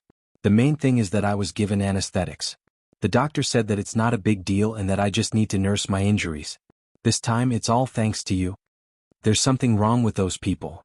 Ren Baqin thought about the scene in the bar and felt that something was wrong. The other party wasn't blind. He had already raised his hand and said that it was a misunderstanding, but they still rushed forward and stabbed him with a knife? There were also a few other people. Before he passed out he saw them running away. If there was nothing wrong with them, why did they run away? It was obvious that these people were after Qin Qing and Ren Baqin. Ren Baqin didn't usually offend anyone, so their target was obvious. It was definitely Qin Qing. I have implicated you this time. I'm sorry. Fortunately you are fine. Otherwise I wouldn't know what to do, Qin Qing said as he pulled Ren Baqin's hand. Don't make such a disgusting look. Ren Baqin had a look of disdain. At that time I was hot-headed and rushed forward. If not for the alcohol, I would have run as fast as I could. Rinpoche didn't want to say what he originally wanted to say. As long as Qin Qing knew what was going on, it was good that he would handle this matter well. Qin Qing's father's business wasn't small and he was quite influential in this city. It was impossible for him to watch his son in danger without doing anything. True feelings are revealed after drinking. Qin Qing laughed. When can I be discharged? Rinpoche asked. The doctor said that you have to be observed for a few more days. You don't have much to do recently, so just stay here and recuperate. No, I have to be discharged tomorrow, Rinpoche said. He transmigrated once every 3 days, and it had already been 40 hours since then. I have to be discharged tomorrow during the day. Otherwise, I would be scared to death if I suddenly disappeared from the bed. Your wound is still bleeding. If you move around, it will rupture, Qin Qing advised. Get me discharged during the day and use a wheelchair to push me back, Rinpoche stubbornly said. All right, I will ask the doctor. Oh yes, Jiang Nan came over and went back to work after seeing that you didn't wake up. She gave you flowers. Qin Qing waved a bouquet of flowers at Rinpoche. Chapter 9. Under Rinpoche's strong request, Qin Qing and Jiang Nan pushed Rinpoche back to the rented house in a wheelchair the next day. Potassium nitrate? What are you doing with this? After settling Rinpoche down, Qin Qing saw the potassium nitrate on the floor. Put it on my bed. Rinpoche pointed at the bag of potassium nitrate. After Qin Qing left, it would take some effort for him to bring it up. All right, both of you can leave. Close the door. Rinpoche was a little tired. The journey back from the hospital had tormented him quite a bit. But no matter what, he had to come back. Is something the matter? Qin Qing asked suspiciously. I have been wanting to ask you for a long time. You have been missing for a few days. Now that your wounds have not healed, you insist on coming home. What is the matter? Let me see if I can help you. Jiang Nan listened attentively while tidying up the messy house. Just a small matter. You can't help me, but I can handle it. Rinpoche waved his hand and said, both of you can leave. I want to sleep for a while. You can't stay here alone. It's strenuous for you to move now. If it's inconvenient for you, we can hire a caretaker. You can stay here alone when you can move. No way. Rinpoche rejected immediately. Don't look for me for the next 10 days. Give me a call if there's anything. I will reply after I see it. Hearing Rinpoche's words, Qin Qing became even more suspicious. Recently, Rinpoche had been missing twice. Each time he would be missing for 9 to 10 days. This time he would be missing for another 10 days. What exactly happened to him? In any case, I am still considered your savior, right? I also saved your future husband, lest you become a widow before you even get married. Rinpoche said to the two of them. If you want to thank me, let me stay here alone. Don't worry, I will be fine. I will be alive and kicking again after 10 days. Are you sure? Yes. Seeing that Rinpoche was determined, Qin Qing looked at Rinpoche and said seriously, if there is no news from you after 10 days, I will smash your door. Don't forget what you said. Nothing must happen to you. Okay, I promise. Rinpoche nodded and smiled. I will leave food at your door these few days. You will come even if I don't come. Open the door if you're hungry, Jiang Nan said. You don't have to go through so much trouble. Now everyone is delivering food. Are you afraid that I will starve to death? Rinpoche laughed. But Jiang Nan insisted. Rinpoche was a stubborn person, so was Qin Qing. In certain aspects, Jiang Nan was the same. Rinpoche could only nod his head and say, up to you. Actually, I have a set of martial arts passed down in my family. Within 10 days, I can enter the state of turtle breath, which can speed up the healing of wounds. If there are any other functions that can strengthen one's sex drive and nourish one's kidneys, you must teach them to me. Qin Qing held Rinpoche's hand with an affectionate look on his face. Get lost. Don't disgust me. Rinpoche pushed his claws away. In the end, the two of them ordered a lot of food to be delivered before they left.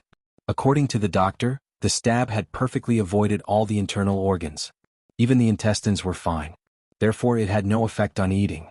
After the two of them left, Rinpoche laboriously placed the B vitamins back on the bed. With one hand holding the bag of potassium nitrate and the other holding the B vitamins, he fell into a deep sleep. Rinpoche didn't know when he had woken up, but he was still holding onto the two bags. After touching his body, Rinpoche was sure that he had worn them again. As he laid there, Rinpoche felt waves of pain from his wound. Only then did he remember a very important problem. He only thought of bringing the potassium nitrate and the other things, but he didn't bring any painkillers.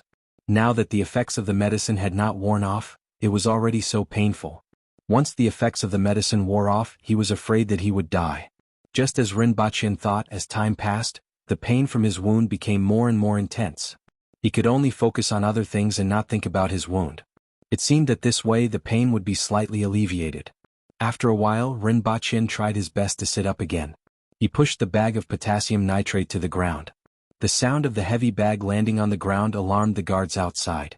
Originally, the two of them were worried when they heard that there was no movement in the house for a day and night. Now that they heard the sound, they were relieved. Rinpoche did not allow them to enter the house. As expected, the two of them didn't enter the house. They just guarded the door and dozed off. Rinpoche poured the potassium nitrate on the ground and changed his coarse clothes. Then he stuffed the empty bag back under the mattress and fell into a deep sleep. When he woke up, the sky was already bright. "Guards, guards," Rinpoche shouted twice. The guards outside heard him and pushed the door open. They saw Rinpoche lying on the ground with a pale face. Other than that, there was a pile of white crystals on the ground beside the bed. No one knew where they came from. "Call the person in charge here," Rinpoche said as he lay on the bed. A guard went out, and not long after, the person in charge was brought in. As soon as he came in, he asked, "Sir, do you have a way to treat that bear?" Rinpoche propped himself up and leaned his back against the wall. "I have always had a way. I can do it today. Get someone to bring a big basin and a small basin. The small basin should be as big as a wash basin. It would be best if it's an iron basin. Then get 2 buckets of water." Rinpoche noticed that they had been using wooden basins for the past 2 days. That conducted heat too slowly, so he specially instructed them. Okay. The person in charge swiftly carried out the task. This bear was related to his family's life, so he had to take it seriously. Not long after, a big basin and a small basin were brought in. Behind them, there were even odd job workers carrying water. "What do we do now?" "Fill the small basin with half of the water. Grab some white powder and pour it into the big basin. Then put the small basin in as well. Finally, pour the water into the big basin." Rinpoche sat on the bed and instructed them to get busy. They didn't understand how this was related to treating the bear, but they did as he instructed. In any case, they would see the results very soon. Most importantly, they were curious about what the white powder that suddenly appeared on the ground was. After pouring the water into the big basin, they could immediately see some ice shards on the surface of the water. A few people noticed this and touched it with their hands. Immediately they gasped in shock. The water was actually so cold. "Add some more white powder." Rinpoche instructed them to continue. Soon the water began to freeze. After a period of time, the water in the small basin in the middle had completely turned into ice. "What is this?" When they saw such a magical scene, they were shocked. At this moment, they had already forgotten about the bear. All they could think about was what was in the basin. "It's ice. There's ice inside." Rinpoche smiled when he saw that the water in the basin had completely frozen. "So this is ice. Amazing, this is too amazing." The few of them touched here and there in amazement. They used their fingers to poke the surface of the ice and exclaimed in admiration, "This bunch of fellows have never seen ice before. They are really summer bugs." Rinpoche looked at them and thought helplessly. After a long time, when the novelty had worn off, they thought of the important matter and asked, "What now? What should we do?" "Pour out the ice and continue to make ice like this," Rinpoche instructed. It took some effort to pour out the ice from the small basin and then put the small basin back in. One of the guards held a piece of ice and said, "This divine object should be given to Her Majesty." Rinpoche saw that the guard's hands were frozen red, but he still had a righteous look on his face. He couldn't help but say, "Can you at least wrap it with something? Are you going to bring it over just like that? It will melt before it reaches the place." That guard finally understood. He cupped his fists at Rinpoche and said, "Thank you very much. If you don't die today, I will treat you to a drink." After that guard left with the wrapped ice, Rinpoche instructed the others to continue working. After the ice in the big basin melted, they continued to add potassium nitrate. Not long after, the whole room started to turn cold. Rinpoche wrapped himself in a blanket and looked at the dozens of pieces of ice.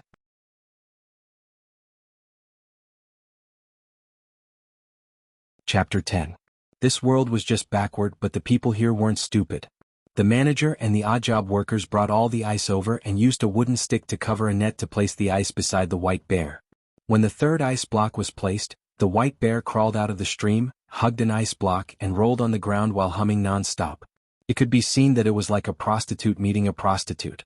The temperature was 40 degrees Celsius and it felt comfortable from head to toe. After more than a dozen ice blocks were placed, the white bear wrapped itself in ice and hummed contentedly. It works. It really works.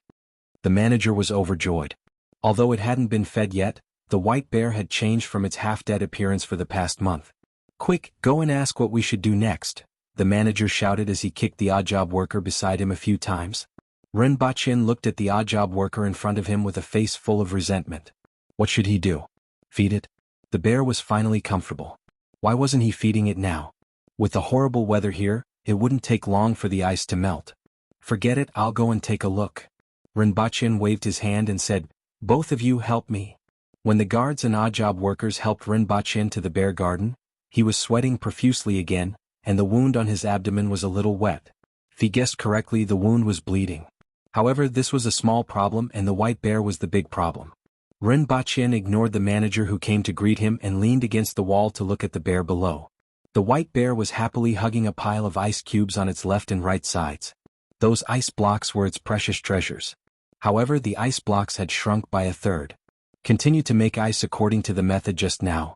Put the ice in the basin and let it melt under the sun. Dry it and continue to make ice with the remaining white powder. Throw some fish and meat to it, Rinpoche instructed. Yes. Seeing that Rinpoche was able to make ice that they had never seen before with just a little powder and that the white bear was much more energetic, the few people here regarded Rinpoche's words as an imperial edict and hurriedly followed his instructions. In a large hall, a woman wearing a red robe with rusty patterns on it and a golden crown on her head was playing with a sparkling and translucent piece of ice in her hand. A cool sensation spread from her fingers to her heart. Below, dozens of people in armor and robes stood on both sides and whispered to each other. Their gazes were focused on a basin-shaped ice block in the middle of the hall. Was this done by that person? The woman asked with interest. Yes, I saw him turn the water into this ice with my own eyes. The guard who was holding the ice earlier knelt on one knee. Not bad. The corner of the woman's mouth curled up. She held the ice cube in her hand and looked down. What do you think? Let me see. An extremely tall and muscular man in armor stepped forward and touched the ice. Then he hugged the ice in his arms and said with an intoxicated expression, It's so cold. Let me try. Let me try as well. I'm a high-ranking official, give it to me. The group of people immediately crowded around the ice cube. The man from before dashed left and right in the crowd, but he was outnumbered. In the end he was thrown out with footprints on his butt. The woman on the throne did not care about the chaos below. She played with the ice cube in her hand for a while before it completely melted into water. All right, stop fighting. After a long time, the woman said lazily. The people who were originally huddled together immediately separated. Only one person was hugging half of the ice cube and rubbing it on his face. As he rubbed it, he muttered, It's so cold. It's really so cold. After a while, he reluctantly put the remaining half of the ice cube back to where it was and retreated. Your Majesty, this person is talented, very talented. It's just that his origins are a little shady. Why don't you let me bring him back and train him properly? After confirming that there are no problems, I will send him to you. The man who started the fight shouted. I'm the best at training people. In your hands he will be tormented to death in 2 days. Another person quickly said. Stop arguing. This person has some use. Let him stay in my palace. The corner of the woman's mouth twitched. She waved her hand like she was waving away flies to shut everyone up. Seeing that she had spoken, the others immediately quietened down. There were men and women in the hall, and all of them had a vigorous aura. However, they were extremely respectful of the people above them. Bring the envoy from the Yin nation here. I heard that he has something to say to me, the woman said lazily. Bring the envoy from the Yun nation to the palace. Someone at the door immediately shouted. Not long after, a middle-aged man with a white face and a long beard was brought in. He cupped his hands and bowed. Envoy from the Yun nation, Guqing, greets your majesty. I wish your majesty, all right, if you have something to say, say it. You have already sent me several invitations. I also want to know what you want to say. The woman interrupted him impatiently. Guqing's expression did not change, but he cursed in his heart, barbarian. Then he straightened his body and said, "Your Majesty, Guqing is here for the matter of the merchants from the Zhang family and the Hong family. Your country arrested our merchants for no reason, threw them into prison, and confiscated their properties in your country." Guqing spouted a lot of things. The content was, "You have no reason or basis to arrest our kind merchants, confiscate their properties, and make our merchants panic. The Yun nation will not allow their merchants to be arrested like this. Therefore we are here to protest. If they didn't release the captured merchants within the time limit, return the confiscated goods, and provide an explanation for this matter, the Yun nation would definitely seek justice for their subjects and people, even to the extent of meeting them on the battlefield." The woman stretched out her hand. Immediately, a maid beside her wiped her hand clean with a handkerchief. Only then did the woman ask, "How long have you been here?" "Guqing has been in your country for 3 months, Guqing replied. "Yes, drag him out and behead him," the woman said lightly. "Even when 2 countries are at war, envoys are not beheaded. Moreover, Guqing is only narrating the facts and stating the pros and cons. Your Majesty, aren't you afraid of incurring the wrath of the Yun nation by doing this?" Guqing hurriedly shouted. However, the woman had no intention of paying any attention to him. Many of the civil and military officials at the side also looked down. Some of them even grinned at Guqing, revealing a mouthful of white teeth. "Your Majesty, you are courting disaster. Your Majesty, the Emperor of Dayo," Guqing shouted as he was dragged out. The people in the hall heard him screaming miserably as he left and finally stopped abruptly. "Tell the Yun nation that their ambassador has died of a sudden illness. Ask them to replace him," the woman said. "Yes. This gigolo still dares to talk about meeting us on the battlefield? Even if the Yun nation has the guts, their emperor wouldn't dare to do so," someone laughed. The Yun nation merchants maliciously lowered the price of furs and skins, sold fake goods as genuine goods, and mixed sand into the rice they sold. The Zhang family and the Hong family are the worst. Let's teach them a lesson this time. If they still think that the people of Dayo are fools, we might as well kill them all next time, someone suggested. If we kill them all, there will be no more merchants coming. Immediately, someone stood up and objected. Dayo has more mountains than plains, more hunting than farming, and a lot of goods need to be brought by those merchants. We can't possibly rely on them for everything. It's best if we can do it ourselves. Do it ourselves? Do you or who? I say it's best to fight and snatch it back. All right, stop quarreling. Is there anything else? If there's nothing else, please leave, the woman said as she sat up. Chapter 11. When that woman, or rather the Empress, arrived at the Beast Park, many odd job workers were making ice bears and placing them in the bear park. Renbachin saw a group of people coming over from afar. When they came closer, he took 2 steps forward and cupped his fists like those people. "Greetings, Your Majesty." These actions made him grimace in pain. The Empress glanced at his abdomen. Fresh blood had seeped through the gauze and stained his coarse clothes. "What's going on?" the Empress asked coldly. "We don't know either. He stayed in the room for a day and became like this." The 2 guards hurriedly knelt on one knee and answered, "It was indeed caused by me." "It has nothing to do with the 2 of them," Renbachin explained. "Let me take a look at your wound." The Empress was unmoved. He only needed to look at the wound to know what had happened. Renbachin grimaced in pain as he pulled up his shirt, revealing the gauze underneath. Seeing that the other party was still staring at him, he removed the gauze. The wound was not big and was very smooth, about the width of 2 fingers. It didn't seem like the guards did it. If it was done by a guard, the wound should be much bigger than this. With one look, the Empress could see the stitches on the wound. "Did you sew it yourself?" the Empress asked. "Yes." He braced himself and answered. "Your skills are not bad. The method was not bad either. When we get back, let the army popularize it. This is how wounds are treated." The Empress's last sentence was an instruction to the person beside her. Then he continued forward. 5 days have passed. I'm here to see how that little fellow is doing. I want to see if you can still keep your head." "Yes." Renbachin's head was still lowered. He gasped in pain as he followed behind the Empress. However, he was very careful to maintain a distance of a few steps. The group came to the side of the wall and looked down. The bear was still rolling around in a pile of ice, looking very happy. All of a sudden, the Empress leaped down and her red dress fluttered in the air. Renbachin looked up and quickly lowered his head. The Empress's leap was at least 3 meters high, and it really gave Renbachin a fright. But what scared him even more was that when he raised his head, he saw 2 long legs under the skirt. He was really afraid that he would be killed because he saw something he shouldn't have. God knows what the customs of this world are like.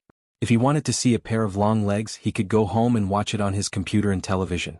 If he was beheaded because of this, it would be a great injustice.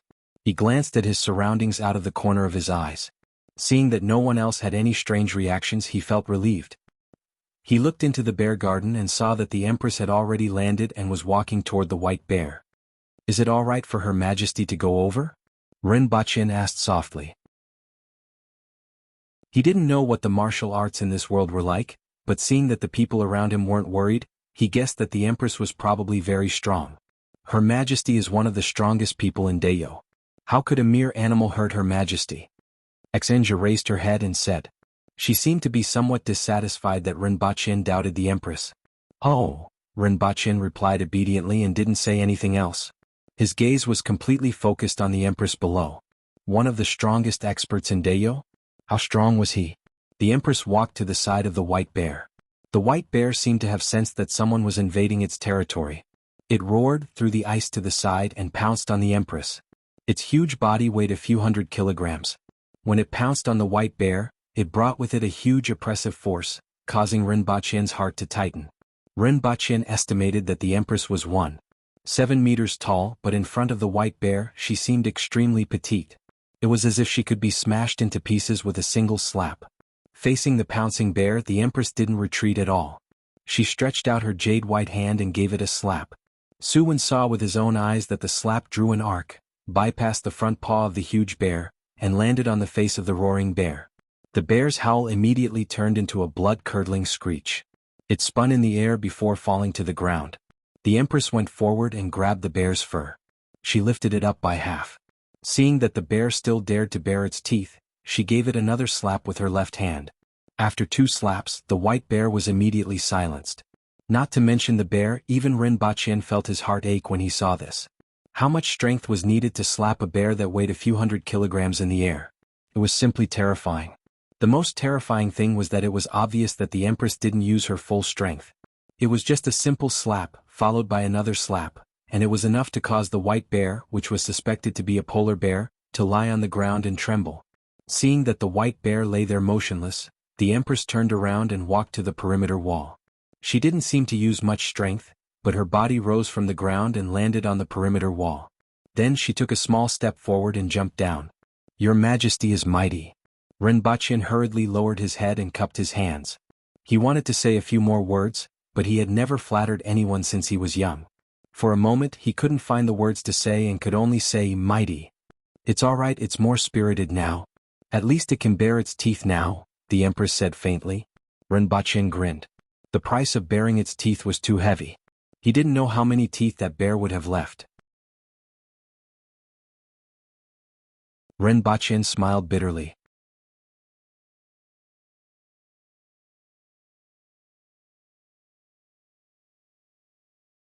"I have applied it, but it will take some time before the wound heals," Rinpoche replied. "It's good that you applied it." Caretaker sure let go of Rinpoche's hand and pulled his shirt. "Hey, why are you still wearing this?" As she spoke, she tore off the gauze that was wrapped around Rinpoche's stomach. "Look, aren't you fine now?" Caretaker sure patted Rinpoche's wound and smiled. Rinpoche subconsciously dodged, but he immediately looked down and was dumbfounded. His wound, which was still bleeding, was now completely healed. It was just that the location of the wound was all tender flesh, which was different from other parts of the body. Also, the few lines looked a little ugly. But it had indeed grown back. Rinpoche swallowed his saliva and quickly rushed back to open the wooden box to take a look. He had only used about 1/5 of it just now. The name wasn't very nice, but the medicinal effect was really amazing. A wound that would have healed in 10 to 20 days actually healed in such a short period of time. If he brought this back, it would be priceless. "You have to keep this medicine well, it's indeed quite expensive." Caretaker sure looked at Rinpoche and laughed. "Can I buy it? How much is it?" Rinpoche originally thought that this medicine would be extremely expensive, but according to Caretaker sure, it was only expensive but not rare. "The silver that I rewarded you should be enough to buy a box." A box of 100 taels of silver was equivalent to 20,000 taels of silver. It was indeed not cheap to buy such a box of medicine. However, based on the medicinal effect of this medicine, it was really too cheap. "Come, Let's go out and take a look at the people I have chosen for you. Caretaker Sure watched Rinpoche place the wooden box on the bed and pulled him out. There were 10 people waiting outside.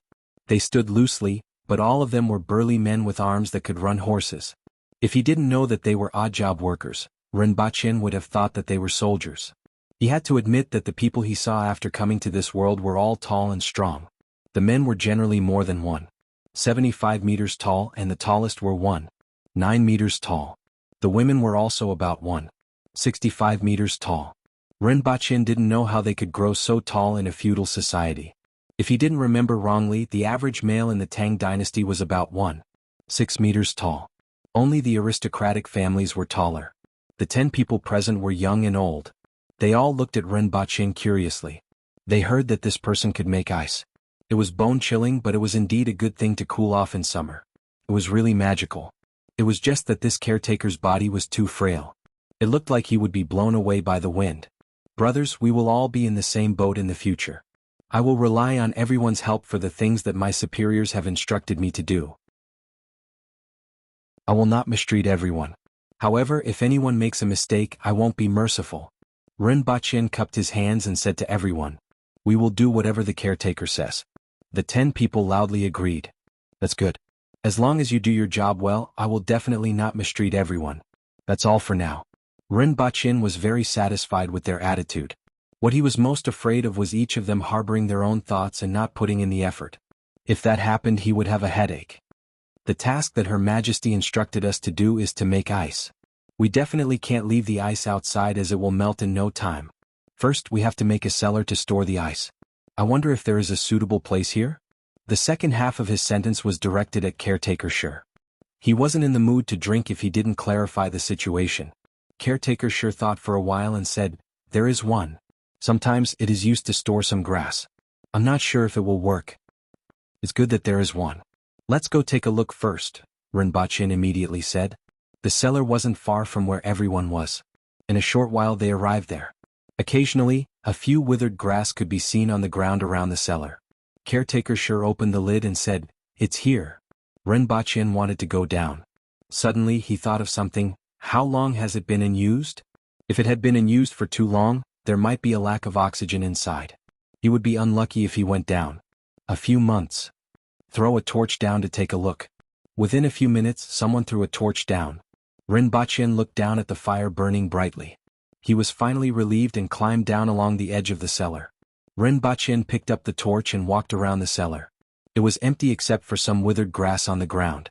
There were also some wooden pillars supporting the cellar to prevent it from collapsing. The cellar wasn't small. It was about 100 square meters in size and 2.5 meters in height. There was a layer of soil that was about 1.5 meters above it. It felt much cooler when he came down. This is it. Rinpoche went up and made his decision. Caretaker Sure, let's borrow this place to make an ice cellar, Rinpoche said to Caretaker Sure. No problem. In the future, I can come here to cool off if I have nothing to do, Caretaker Sure agreed readily. Clean up this place first before we can store ice, Rinpoche said to the 10 odd job workers. All right. Everyone shouted and went to get their tools.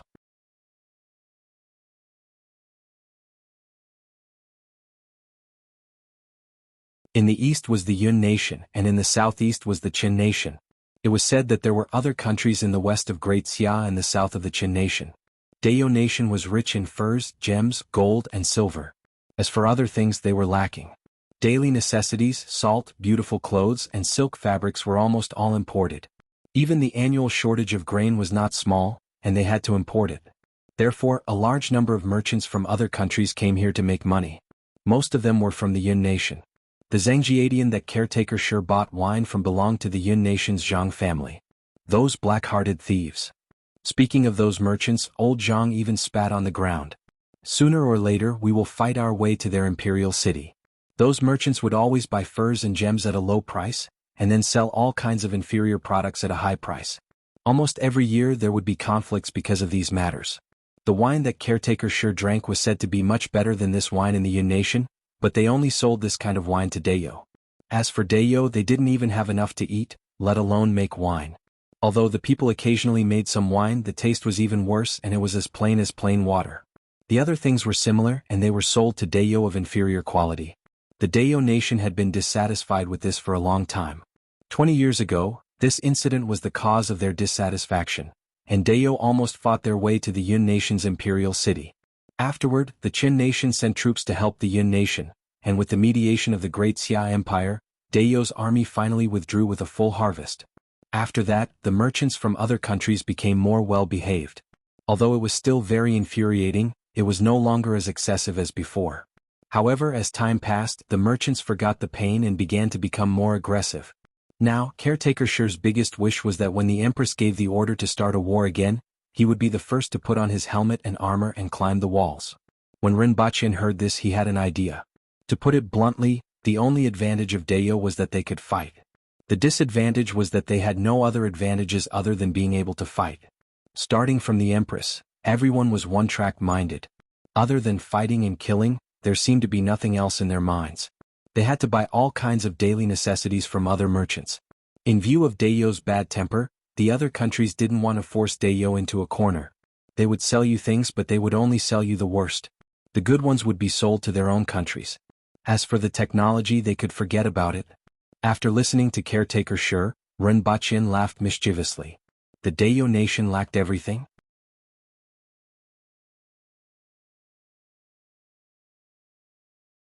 Chapter 14. On the first day they cleaned the cellar, and on the second day they made ice and stored it. Rinpoche even brought a few people around the beast park. There were traces of saltpeter in many corners of the walls, especially beside the rooms where the odd job workers lived. There was a layer of white saltpeter at the corner of the walls.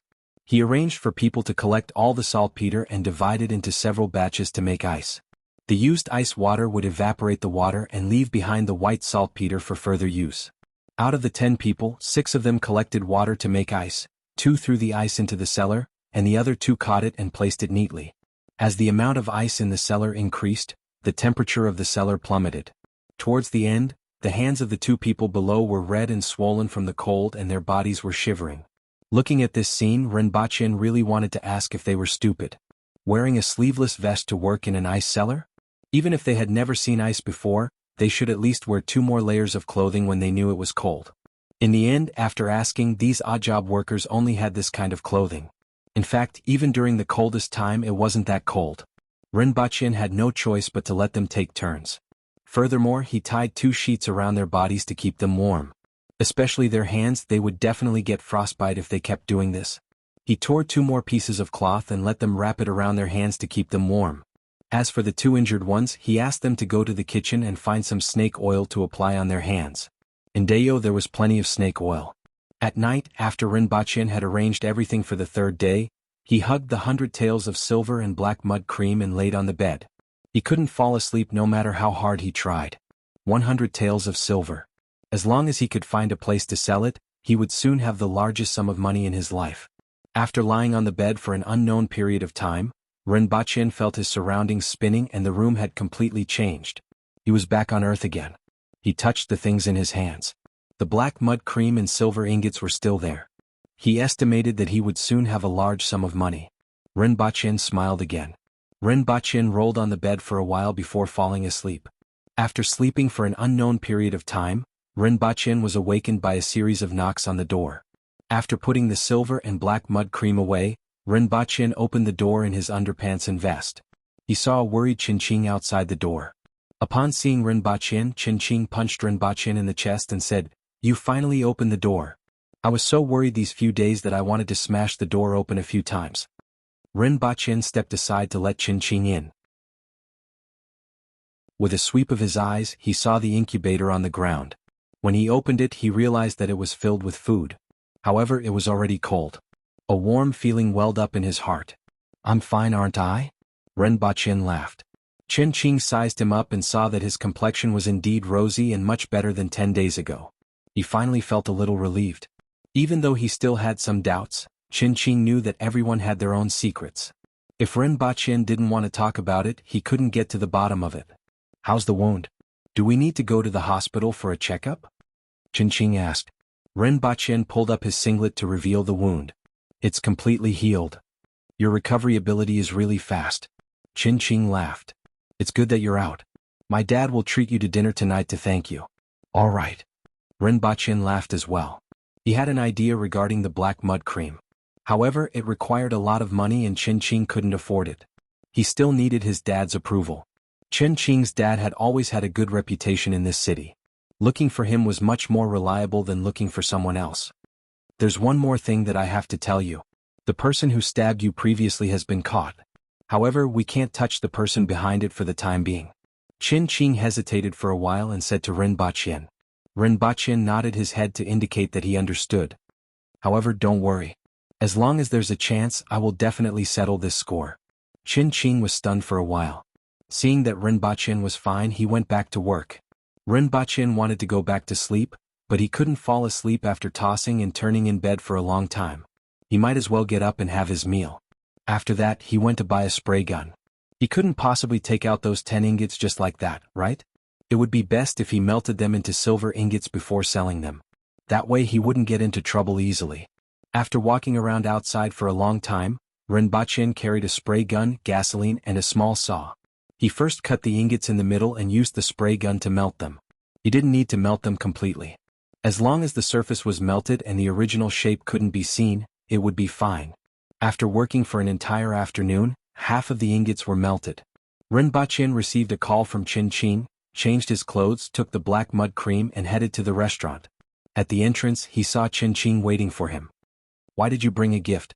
Chen Qing saw that Ren Baqian was still holding something in his hand and immediately slapped his shoulder. Shouldn't I be the one giving the gift? It's indeed a gift, but it's different from what you think, Ren Baqian said mysteriously. The two of them went to the private room and chatted for a while. Jiang Nan arrived first, followed by Chen Qing's parents. When Chen Qing's parents entered the private room, they held onto Ren Baqian's hands and thanked him profusely. After all, in that kind of situation, how many people would sacrifice themselves for their friends? Regardless of whether Ren Baqian was rich or not, Chen Qing's parents were extremely satisfied with this friend of Chen Qing's. At this moment, Ren Baqian was even more pleasing to the eye. During the banquet, they kept asking about Ren Baqian's situation. When they found out that Ren Baqian had just left his job, they even had the intention to let Ren Baqian work at the Chen family's company. Ren Baqian rejected them tactfully at first, then he smiled and said, "Even though I'm friends with Chen Qing, I still have a business proposal that I would like to discuss with you guys. Uncle, you can also give me some suggestions." Upon hearing Ren Baqian's words, Chen Qing was a little surprised. Papa Chen did not know what Ren Baqian wanted to say. He had a rough understanding of Ren Baqian's situation, and from his point of view, Ren Baqian did not have the capital to discuss business with him. However, since Ren Baqian was Chen Qing's friend, there was no harm in listening. If he was really interested, there was no harm in investing some money. It could be considered as a repayment for the favor this time. If he wasn't interested, he could also give some suggestions. Papa Chen felt that he had good foresight. "Please speak," Papa Chen said seriously. Ren Baqian opened the wooden box and revealed the black mud cream inside. Everyone's gaze was attracted to it. "What's this?" "Black mud cream. I obtained it by chance in the past and have never used it before. I only thought of it after I got injured." "What's its use?" "It stops bleeding and accelerates the healing of wounds," Ren Baqian introduced. "What's the effect?" Papa Chen raised his eyebrows. To be honest, he wasn't really interested. His own business had nothing to do with medicine. It wasn't appropriate for him to enter a field that he had never stepped into. The most important thing is the effect. "Otherwise, I wouldn't have taken it out," Ren Baqian said in high spirits. In that world, this thing was expensive, but it wasn't considered rare. However, on Earth, it wasn't just a matter of price. Normally, after a surgery, it would take a few days or even more than 10 days before the patient could walk and recover. The long recovery period would also cause the patient to be unable to work for a long period of time. Not to mention the possibility of infection during this period. However, this black mud cream could heal the wound in a short period of time, completely avoiding the patient's pain and long periods of recuperation. Ren Baqian took out a fruit knife that he had prepared earlier from his pocket. Under everyone's astonished gaze, he ruthlessly slashed his arm. Fresh blood flowed down like a fountain. "Ren Baqian, what are you doing?" Chen Qing was shocked.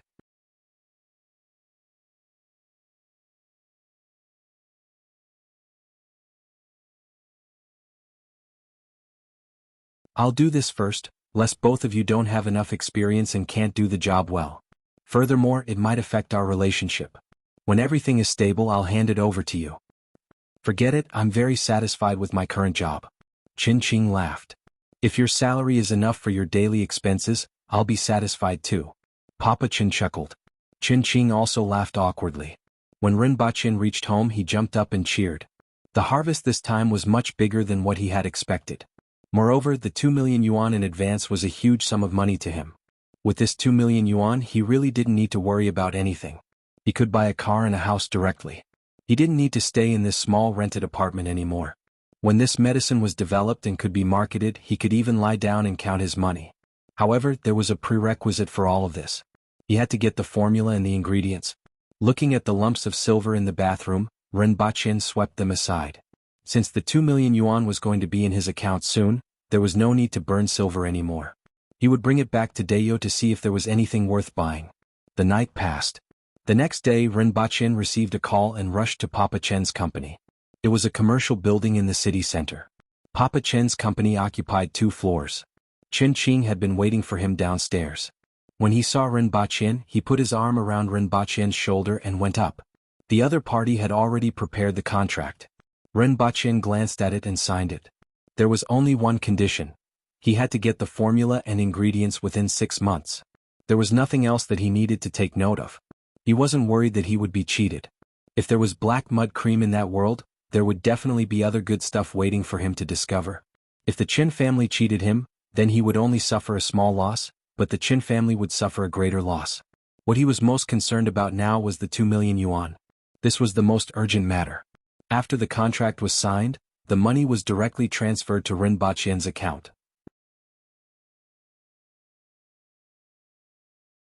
Chapter 16. After leaving the building with Qin Qing put his arm around his shoulder and asked, "What are we going to do now?" "Rent a house." Rinpoche immediately replied. "Change to a bigger, quieter house." Other things were not urgent, but the problem of the house had to be solved first. The environment of the rented apartment was not good. There was only 1 bedroom, 1 living room and 3 sides facing the sun. It was extremely hot in summer. Moreover, the landlord was nearby and he kept disappearing and reappearing. He was always afraid of being accidentally discovered by others. With money in hand, there was no need to panic. The 2 of them went to a rental company and stated their requirements: spacious, bright, well-decorated, good environment, and quiet. Upon hearing this request, the other party immediately found the information of more than 10 houses on the computer, and all of them met his requirements.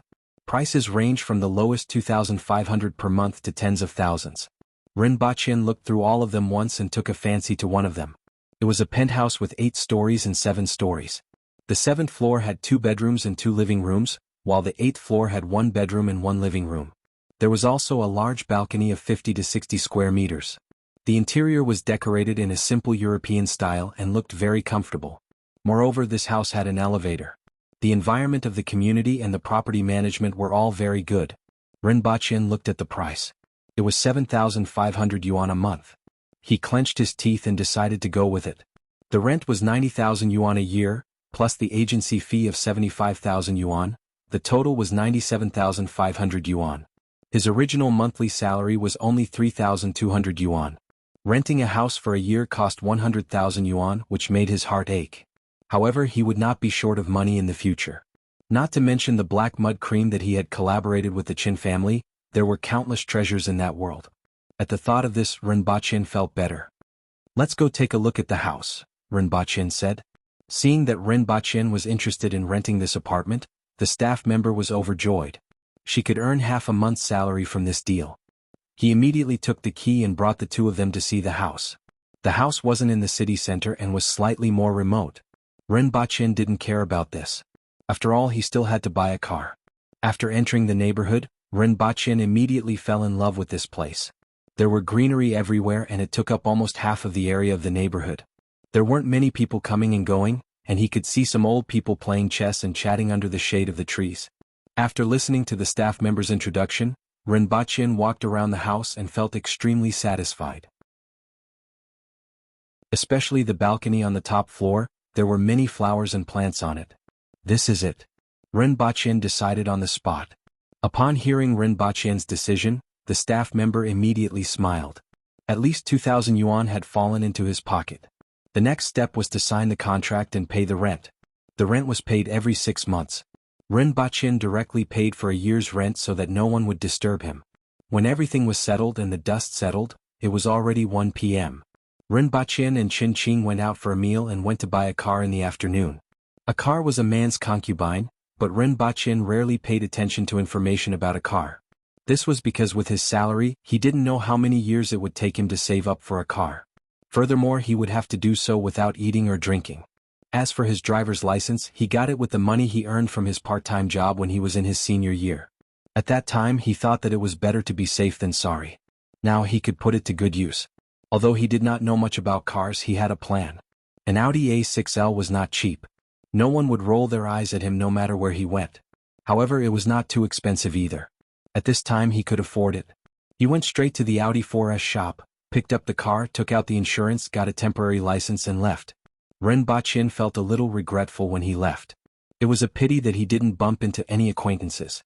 Otherwise he could pretend to be rich and see how they would react. It was rare for him to have such a chance to show his face. It was a pity that he didn't have this opportunity. From looking at the car to deciding on the deal, it took less than 15 minutes. It was as fast as one could imagine. Audi A6L 2017 Deluxe Edition. A total of 660,000 yuan. All in all, it was less than 680,000 yuan. When the two of them picked up the car and left, the manager and salesperson were still waving at them. Their favorite customers were those who were rich, straightforward, and did not beat around the bush. After picking up the car, Ren Bachin didn't need Qin Qing to accompany him anymore. I'm going to buy some daily necessities. What about you? I'm going back to take a look. Let's go out for dinner tonight. Okay. After watching Qin Qing drive off, Ren Bachin went straight to the shopping mall. He stuffed the computer, bedding, and daily necessities into the car. Sitting in the car, Ren Bachin felt refreshed. It was good to be rich. He didn't need to think too much and just bought whatever he liked. Furthermore, he finally had his own car. As for the computer desk, there was one there. He didn't need to trouble himself. He first returned to his rented apartment, packed up the things that he wanted, and threw them into the car. Following which, he handed the keys to the landlord. As for the remaining half a month's rent, Ren Bachin couldn't be bothered to ask for it. I've troubled you for the past few days. Ren Bachin shook hands with the landlord before he left. You are rich. The landlord had already seen the new car downstairs. The license plate was even a temporary one. Do you have my number? If you have nothing to do, come back and have a drink with me. My treat. The landlord patted Ren Bachin on the back as he bade farewell. This landlord was a pretty good person. He would help Ren Bachin whenever he had any problems. He could even delay the rent for 2 days. Of course, if it was too long, he would still kick Ren Bachin out of the house. After bidding farewell to the landlord, Ren Bachin went downstairs to check the time. He gave Qin Qing a call and arranged the meeting place. After waiting in the car for a while, Qin Qing finally arrived. Today you changed your house and bought a car. These are all good things. After dinner, let's go and have some fun. Qin Qing hooked his arm around Ren Bachin's neck the moment he saw him. You just suffered a loss. Do you have a bad memory? Indeed, the knife didn't stab you, right? Ren Bachin couldn't help but say. Don't worry. They won't have the guts to do it again. Just this time, even my father was anxious. Qin Qing laughed. Moreover, you have established your career. No matter what, we have to celebrate it. After dinner, Ren Bachin followed Qin Qing to the bar to have some fun. However, his luck wasn't too good that night. Although he didn't go empty-handed, there was only one girl who was pretty good in all aspects. As for the other two, Ren Bachin wasn't interested in them at all. In the end, he could only watch as Qin Qing brought that girl to get a room. Ren Bachin, on the other hand, found a designated driver and returned to his new house under the resentful gazes of the two girls. After moving everything upstairs, Ren Bachin sat on the balcony for a while, enjoying the quietness of the surroundings and the occasional breeze. He thought to himself that this was what it meant to enjoy life. As for the original him, he had always been working hard to survive. It was also because he was lucky that he was able to travel back and forth. Otherwise, he would have followed his original plan and become an ordinary person that didn't attract any attention. The next day, Ren Bachin went to look for a housekeeping company to clean the house twice a week during the day. He didn't want to see the house covered in dust every 9 days. However, the bedroom on the second floor was prohibited from being cleaned by the housekeeping company. As he was afraid that someone would enter his room when he wasn't around, he specially installed a few surveillance cameras in the house. Its biggest use was to deter others. Chapter 17. After he was done, he gave his family a call. Originally, it was once every half a month. This time, it was a little more than a month. There was a female voice on the other end of the line. After the call was connected, she complained, "You still know how to call back?" Rinpoche laughed dryly and said, "I've been rather busy recently. I've set up a company with a friend and I'm constantly on the move." Company? What company? Where did you get the money to start a company? When Rinpoche's mother heard about the company, she immediately forgot about her complaints. She was afraid that her son would be cheated by others outside. "I'm providing the technology and my friend is providing the money. Furthermore, a venture capital firm has taken a liking to it and has invested in it," Rinpoche said half-truthfully. Explaining to his parents that he was a venture capitalist was much easier than explaining things like the black mud cream and pharmaceuticals. Otherwise, there was no way to explain the money in his pocket. After talking for a long time, he finally managed to convince his mother. Rinpoche continued, "I have transferred 300,000 yuan to your card. Both of you should spend it and have some fun." "Why are you giving me money? It's not like your dad and I are short of money," the mother grumbled. However, it was a happy thing that her son had transferred 300,000 yuan. It meant that her son had indeed earned money. In the future, his relatives would not look down on him. "Keep it for your and your brother's wedding gift," his mother said. "You don't have to keep my betrothal gifts. I still have a lot of money here and I didn't transfer all of it to you. I still have a few 100,000. If there's anything little brother likes, buy it for him." Rinpoche laughed. After chatting for more than 10 minutes, Rinpoche hung up the phone after his mother reminded him not to spend money recklessly and to save more. In the afternoon, Rinpoche ran another lap. The work of the 10 odd job workers was very tiring. He had said that if they did a good job, he would not treat them unfairly. Therefore, he could not just make empty promises. Rewards were definitely out of the question. After thinking about it, Rinpoche decided to get something to eat. Rinpoche bought a lot of gubangzi roasted chicken, braised beef and pork knuckles from the most reputable restaurant. It was enough to feed more than 10 people. The food in that world was much worse than that on Earth. After all, there weren't as many types of spices, and there weren't any recipes that had been continuously improved by generations. Rinpoche reckoned that the amount of food on Earth would make those people lick their plates clean. As for wine, Rinpoche gave up on the idea after some consideration. He could say that he made the food himself. Wine could not be brewed in a day or two.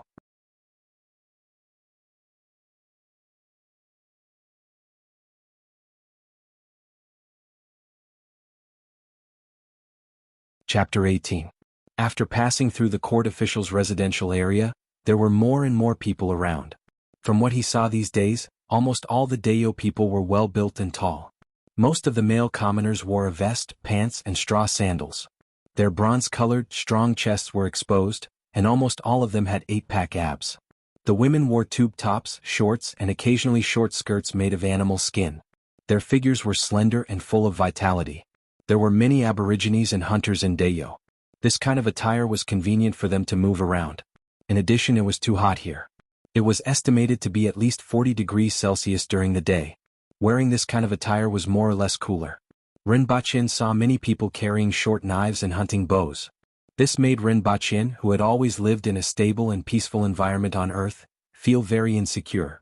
Even in ancient China, knives, spears, bows and crossbows were regulated. But here they could be seen everywhere. After walking for a short distance, Rinpoche saw another chaos. This time, it was a quarrel between a few aborigines and a certain shop owner. Behind the shop owner were a few well-built men with sabers. However, their skin was fairer and they were slightly shorter. Their clothes were also different from other Dayo people. "Those are the people from the Yun nation, those bastards who exploit people's marrow," Caretaker sure glanced at them and said to Rinpoche. It was obvious that he was very resentful. Before the two of them could go over, the two groups of people started fighting. Immediately there was chaos. In less than a minute, someone flew out and fell heavily on the ground. After rolling on the ground, he rushed back into the fight. Rinpoche looked at his small arms and legs. He reckoned that he could not even defeat a woman. This was simply too sad. Very quickly, a group of people wearing uniforms and carrying long knives appeared out of nowhere and separated the two groups of people. The aborigines and the few people behind the businessman were taken away. As for the shop owner, he was naturally unharmed since he did not make a move. "Didn't you say that you don't care?" Rinpoche asked doubtfully. "We don't care about drawing circles, but we definitely have to care about this kind of street brawl," caretaker Sure said. How will they be dealt with after being captured? 10 lashes, no big deal. After applying medicine and lying in bed for a day, they will be alive and kicking. However, those people from the Yun nation will probably lie in bed for another 2 days. Caretaker Sure laughed mischievously. He was full of schadenfreude. Why didn't they draw circles? Those cowards. Caretaker Sure's tone was filled with disdain. If the circle rejects you, you will be despised. But they don't care, Caretaker Sure explained. The people of the Yun nation are different from the people of Dayo. They care more about money. Ren Bachien nodded. It was the same on Earth. It had become the norm to laugh at the poor and not at the prostitutes. In that case, they won't be able to take it if we keep looking for trouble and fighting every day. Ren Bachien was curious as to why Dayo Nation didn't use this method even though they hated those merchants so much. It won't happen every day.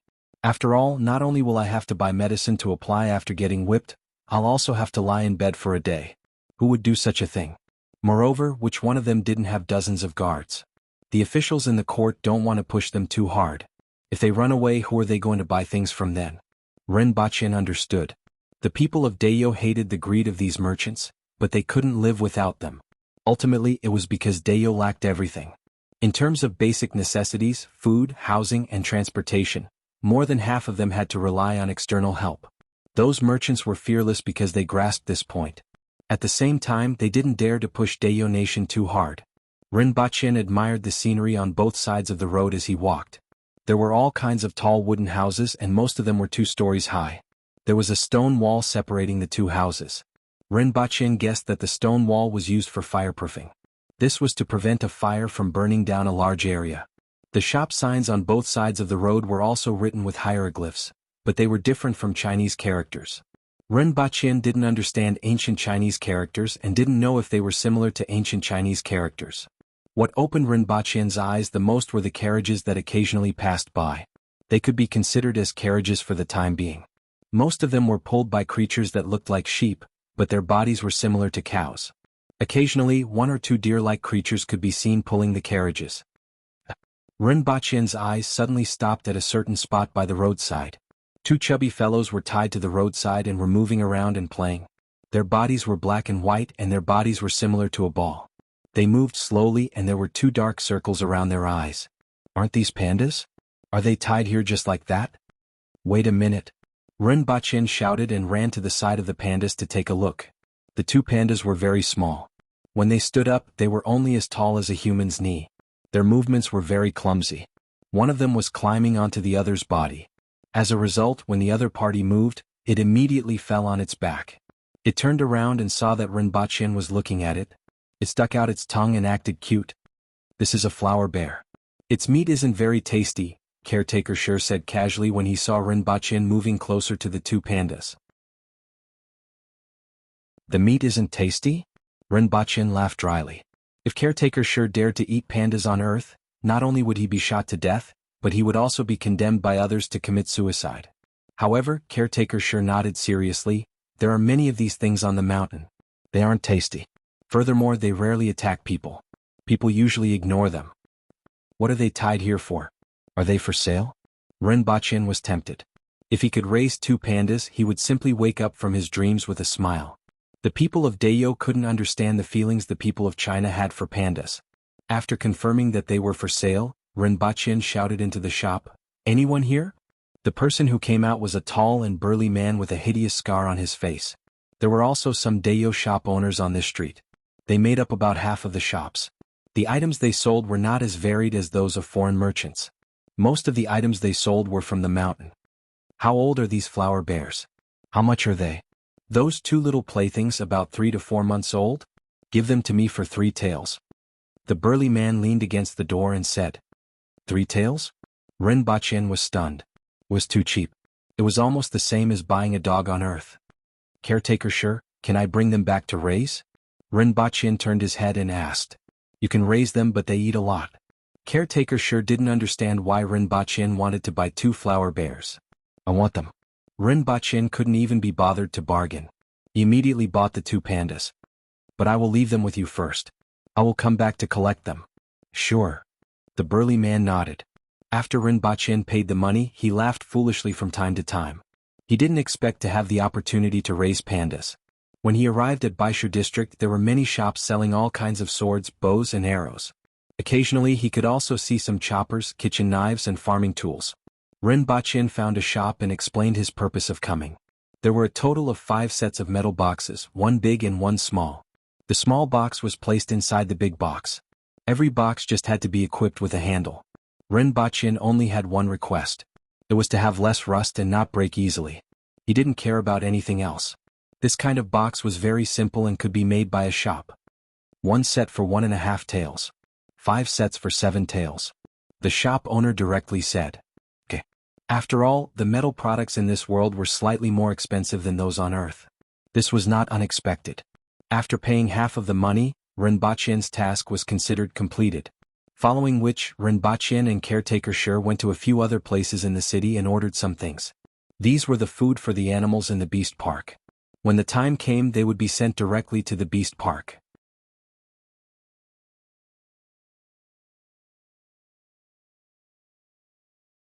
Chapter 19. Chin Medicine Shop. This is it. Caretaker Sher pointed to a sign in the distance. Rinbachin memorized the location. It was getting late.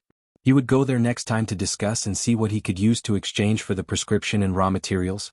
On his way back, Rinbachin inquired about this Chin Medicine Shop. It was said that it was a family from Great Xia who had been living here for more than 30 years. Their medical skills were superb, they were good people, and their fees weren't expensive. Most of the time, they were allowed to delay the payment for treating the Aborigines. They would only pay after they returned from hunting. The people of Dayo were straightforward and would definitely repay any kindness. Very few of them did not return with money. Those who did not return would most likely stay in the mountains forever. Therefore, even though they were outsiders, most people respected the owner of this medicine shop. Back at the shop that sold the pandas, the owner even gave them a bamboo basket and some bamboo leaves. It wasn't a lot, but it was just enough for the 2 little chaps to eat for 2 meals. Rinbachin carried one of them. It was furry and soft, but it had a little smell. The little chaps couldn't stay still in his arms and moved around curiously. This made him extremely happy. Rinbachin placed the 2 chaps in the basket and only revealed their heads to look around. Upon returning to the house in the beast park, Rinbachin released the 2 little chaps.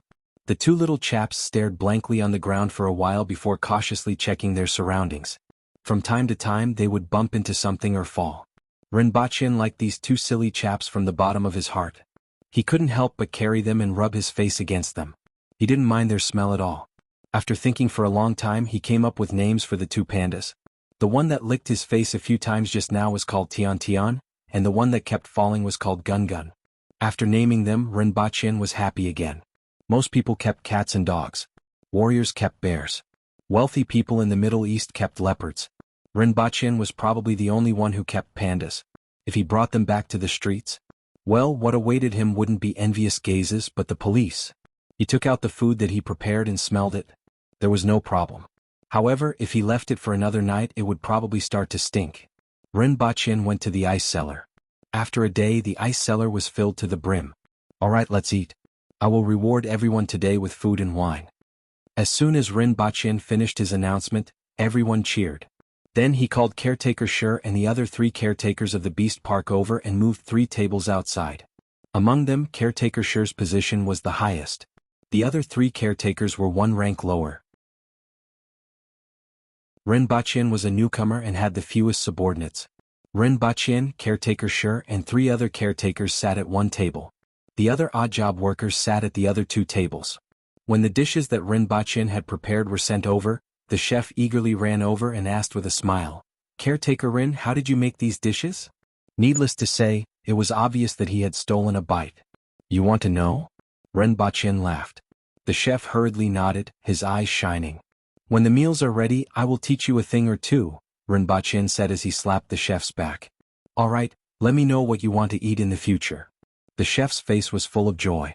Just now he smelled the aroma of the dish and secretly ate a little. The material was not very good, but the taste was simply endless. After all, the recipe had been improved over hundreds of years, and the ingredients were made with various seasonings. The simple cooking methods in this world could not be compared to it. When the dishes were served, Rinbachin raised his cup and said, "Brothers, I will have to trouble you to take care of me in the future. Haha, you are treating me like an outsider. However, you look skinny and weak, but you are not a bad person. Caretaker sure laughed.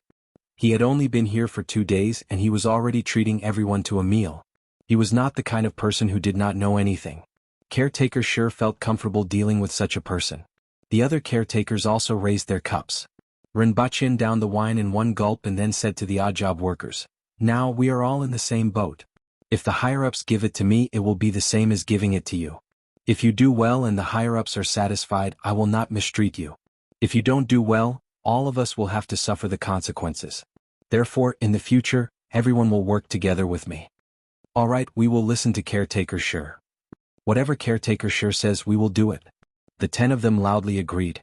At this time, everyone began to drink and eat. Caretaker Sure had just put a piece of pork knuckle meat in his mouth when his eyes lit up. Usually what they ate was boiled in salt water. At most, they would add 1 or 2 spices, which was considered good. However, compared to the food that Rinpoche took out, it was like heaven and earth. He wasn't the only one who felt this way.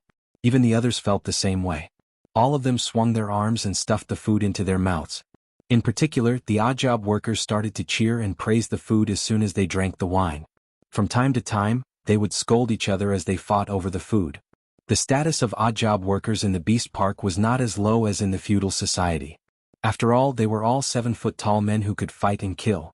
It was not impossible for them to survive outside the Beast Park. The odd job workers here were all recruited. Their status was similar to that of commoners and no one looked down on them. Rinpoche sat among the crowd and was surrounded by tall, strong and upright men. He was very happy when he drank. It was much more enjoyable than eating with those people on earth who were always scheming. "Where did you get these dishes?" Caretaker Sure asked Rinpoche after half a round of wine. "I made them. I will make more delicious food for you next time. However, it is troublesome to make them and I need to prepare them in advance." Rinpoche laughed. "Good." Caretaker Sure slapped Rinpoche's back and almost slammed him off the table. "After eating today's food, I feel that the food I ate in the past is really disgusting." "That's right. After eating these, I reckon that I won't be able to eat tomorrow." Another caretaker who was still drunk shouted at the others. The few of them agreed loudly. Although Rinpoche had just arrived, the few of them liked him because of this meal. After half a round of wine, he had become brothers with the few of them. Just as everyone was drinking to their heart's content, a few people walked over from afar. They were all wearing armor. 2 of them were acquaintances. They were the ones who sent Rinpoche over. Rinpoche and the others stood up to welcome them. They wanted to see what was going on. "Send some ice to the palace. Also, you will follow them." A soldier pointed at Rinpoche and said. Rinpoche found this person familiar and immediately remembered that he was the person who sent the ice to the emperor. Rinpoche wasn't drunk from the light wine. After hearing this, he immediately sobered up and asked softly, "What's the matter?" "Her Majesty is summoning you." "Just follow her," the guard replied. After that, he whispered, "The weather is hot these days and Her Majesty has no appetite. Didn't you say that you know how to make delicious food from all over the world?" Rinpoche gritted his teeth. If they had come a little earlier, he would have cut some beef and brought it over. However, he didn't have anything on hand now. His culinary skills were just so. The Empress had eaten countless good food. The food that he cooked was something new to her. He didn't have much confidence that the Empress would praise him like these people. Furthermore, he didn't know much about the spices and food in this world. It seemed like he could only go and take a look at the situation first. "Thank you, brother." Rinpoche cupped his hands and called out to the odd job worker, "Aren't you going to send the ice to the palace?" He then turned to the few caretakers and said, "Please enjoy your food. I will make a trip to the palace."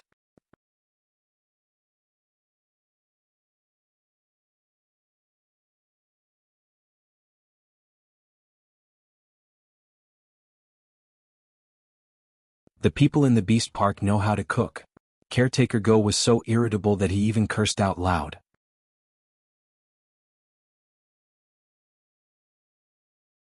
Chapter 21. Rinpoche wasn't angry even though he was scolded. He said unhurriedly, "What will you say if I take it out?" "If you really take it out, I will call you Grandpa," Caretaker Go said angrily. "I will call you Dad," one of the chefs suddenly said. Rinpoche almost spat out his food on the spot. The entire imperial kitchen quietened down. Caretaker Go looked over with a murderous look. That chef was just casually saying it out of convenience. He didn't expect to hear Caretaker Go's words and become one generation higher. Seeing Caretaker Go's murderous look, that chef was stunned for a moment. He hurriedly corrected himself. I will call you Grandpa too. Rinpoche was overjoyed. Forget about calling me Grandpa. In the future, call me brother when you see me. I will serve you well when I come. If you can't take it out, I will break your legs. Caretaker Go turned around and looked straight at Rinpoche with a murderous look. Caretaker Go was tall and sturdy. Coupled with his murderous look, he looked really scary. In order to increase his persuasiveness, Caretaker Go looked left and right. Then he saw a chopping board that was 10 centimeters thick. He slapped it and it immediately broke into pieces. Looking at this scene, Rinpoche felt a toothache. In this Dayo nation, even a chef was so awesome. Fortunately, Rinpoche had the confidence to bully the aboriginals of a different world. It's settled then. I will definitely take it out for you in 4 days. If you try to sneak away, I will definitely hang you on top of the city wall. You won't have that chance.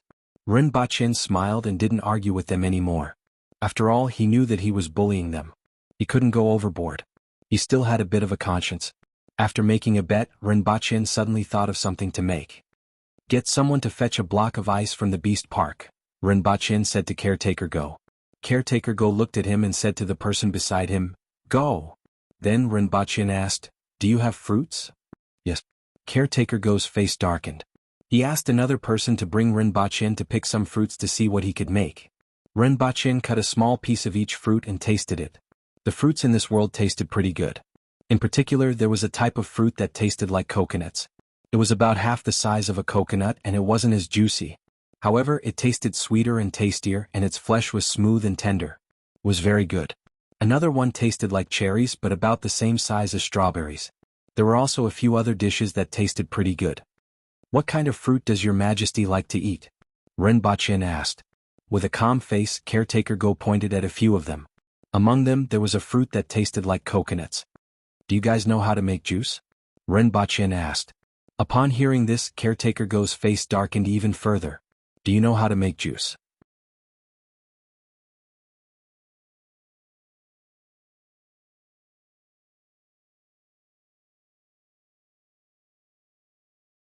Try it. Rinpoche laughed. Caretaker sure looked at him suspiciously. He stirred the water with a spoon and asked, Is there ice inside? This is shaved ice. Try it. Caretaker sure imitated Rinpoche and stuffed a spoonful into his mouth. The coldness mixed with the sweetness and sourness went straight to the bottom of his heart. Ah, it's so cold. Caretaker sure exclaimed as soon as he swallowed the spoonful. His throat was almost frozen. After a while, he took a small bite and sighed, It's so comfortable. Eating this on such a hot day is really enjoyable. Caretaker sure, do you intend to make a deal? Rinpoche asked with a smile. Deal? I'm just a boorish old man. What kind of deal can I make? Caretaker sure held the bowl and ate while looking up at Rinpoche. He didn't seem too interested. The main reason was that he knew his own business. Caretaker sure did not have much money and knew nothing about anything. He could only rely on his salary to survive. I want this. Rinpoche pointed at the bowl. This shaved ice? You want to sell this to me? Caretaker sure was surprised. Yes, Caretaker sure, are you interested? Rinpoche laughed. Yes, but you can make this yourself. Why are you looking for me? I don't know how to do it. Caretaker sure placed the bowl down and scratched his head. I'm unfamiliar with this place. It's too troublesome to do this myself. Why don't I partner up with you to earn this money? In the future, if you have any good things, just think of me. If this thing isn't expensive, there will definitely be many people buying it. Are you really willing to sell it? It's okay. Doing business is a win-win situation. If there's money, we'll earn it together. Rinpoche directly used Chin Ching's father's words. After he finished speaking, he felt that these words made a lot of sense. There were so many things on earth that could be brought over. Even if he worked himself to death, how much could he make? He might as well do it with others. Others would show up to handle various matters while he counted the money in the back. There were many benefits to doing this. Firstly, he did not need to show up all day to handle all sorts of complicated matters. Furthermore, he could earn a large sum of money. Secondly, he could tie a large number of business partners to himself. And it would be best if the Empress and the various big shots in the imperial court were involved. This way he would be much safer in the future. No one would easily find trouble with him. Even if someone found trouble with him, there was still a group of big shots behind him. As for himself, he could do whatever he wanted and go wherever he wanted to go. This was what it meant to enjoy life. After hearing Rinpoche's words, Caretaker Shi immediately gave him a thumbs up. Brother Rin is a straightforward person. If I say anything else, it would be too pretentious. Just like what Brother Rin said, let's partner up to do this business. Rinpoche immediately poured wine for both of them and clinked their bowls together. It would be easier for him to integrate into this world in the future. After drinking, Rinpoche asked again, Brother Shi, what are you going to do? What should I do? Caretaker Shi looked at Rinpoche blankly. Find a shop and let my wife sell it. Brother, you supply the ice and my wife sells it. We'll split the profits in half. Rinpoche slapped his forehead. He had already guessed that this would happen. He couldn't help but ask, Brother Shi, how much can you sell in a day? It should be possible to sell a few hundred bowls, right? There are so many people in this city. Caretaker Shi started to count with his fingers. He did not realize that there was something wrong with his way of thinking. This is such a big city. People can't cross half the city just to buy a bowl of shaved ice, right? How much money can you earn even if you tire sister-in-law to death? Caretaker Shi could tell that Rinpoche was implying something else. He asked, Brother Rin, what do you suggest we do? First, how long can such hot weather last in a year? At least half a year? Caretaker Shi replied after thinking for a while. That's good. Let's set up 10 shops and distribute them in different parts of the city. Anyone who wants to buy shaved ice can find a shop nearby. The sales volume of shaved ice will definitely not be low. No shop will be idle. We won't be earning 10 times more than a shop, but at least 5 times more, right? That's true. But can we supply the ice? Her Majesty's side is the most important. Making ice is easy. I'll teach you. We'll hire people and open 10 shops together. When the ice is done, we'll sell it to other cities. We'll split the profits in half. Hiss. Brother Rin, let's cut to the chase. If I have something to eat in the future, I'll definitely share it with you. Caretaker Shi immediately slammed the table. The two of them drank until midnight. When Rinpoche returned to his room, he stepped on something soft. He took a look at the oil lamp and saw that the two kids had pooped all over the floor.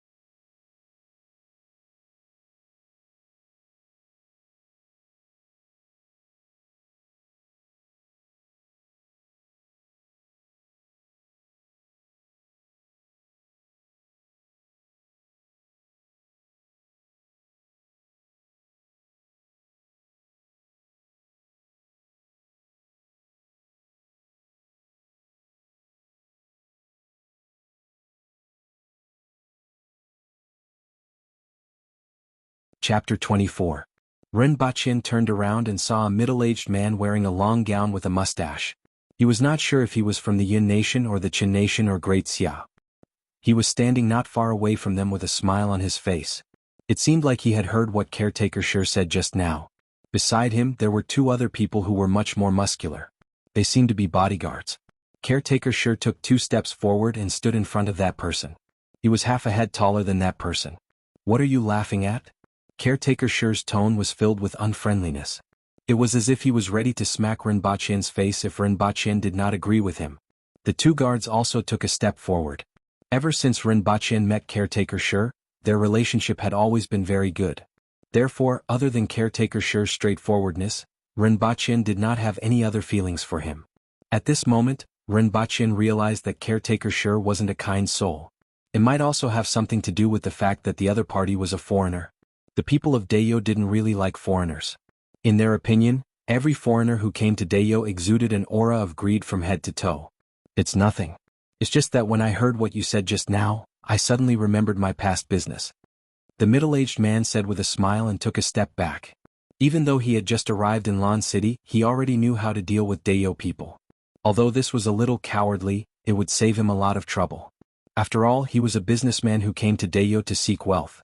Taking a step back was not a big deal.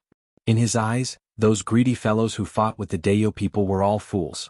They thought that Dayo Nation needed the things that they brought, so they didn't dare to make a move against them. However, they didn't know that they had already placed their necks under the blades of others. However, he was somewhat curious about Rinpoche. It seemed like he wasn't from Dayo, but he had a good relationship with them. This was extremely rare. After listening to his words, Caretaker Sure snorted heavily. Rinpoche stood there and looked at the shop and the crowd for a while. He realized that the person was still standing at the side and asked curiously, "Why aren't you leaving?" That person said with a smile, "Unfortunately, I also have my eyes on this shop. I'm here today to take it down." Rinpoche was elated. He had finally met his match. This shop seemed to be quite popular. If he didn't come out today, he wouldn't have anything to do with it. Looking at the middle-aged man's calm and unruffled appearance, Rinpoche reckoned that the owner of the shop would arrive soon. Since he had nothing to do, he might as well wait for a while. Not long after, a burly man came. Without saying a word, he put away the wooden board in front of the door, pushed the door open and went in.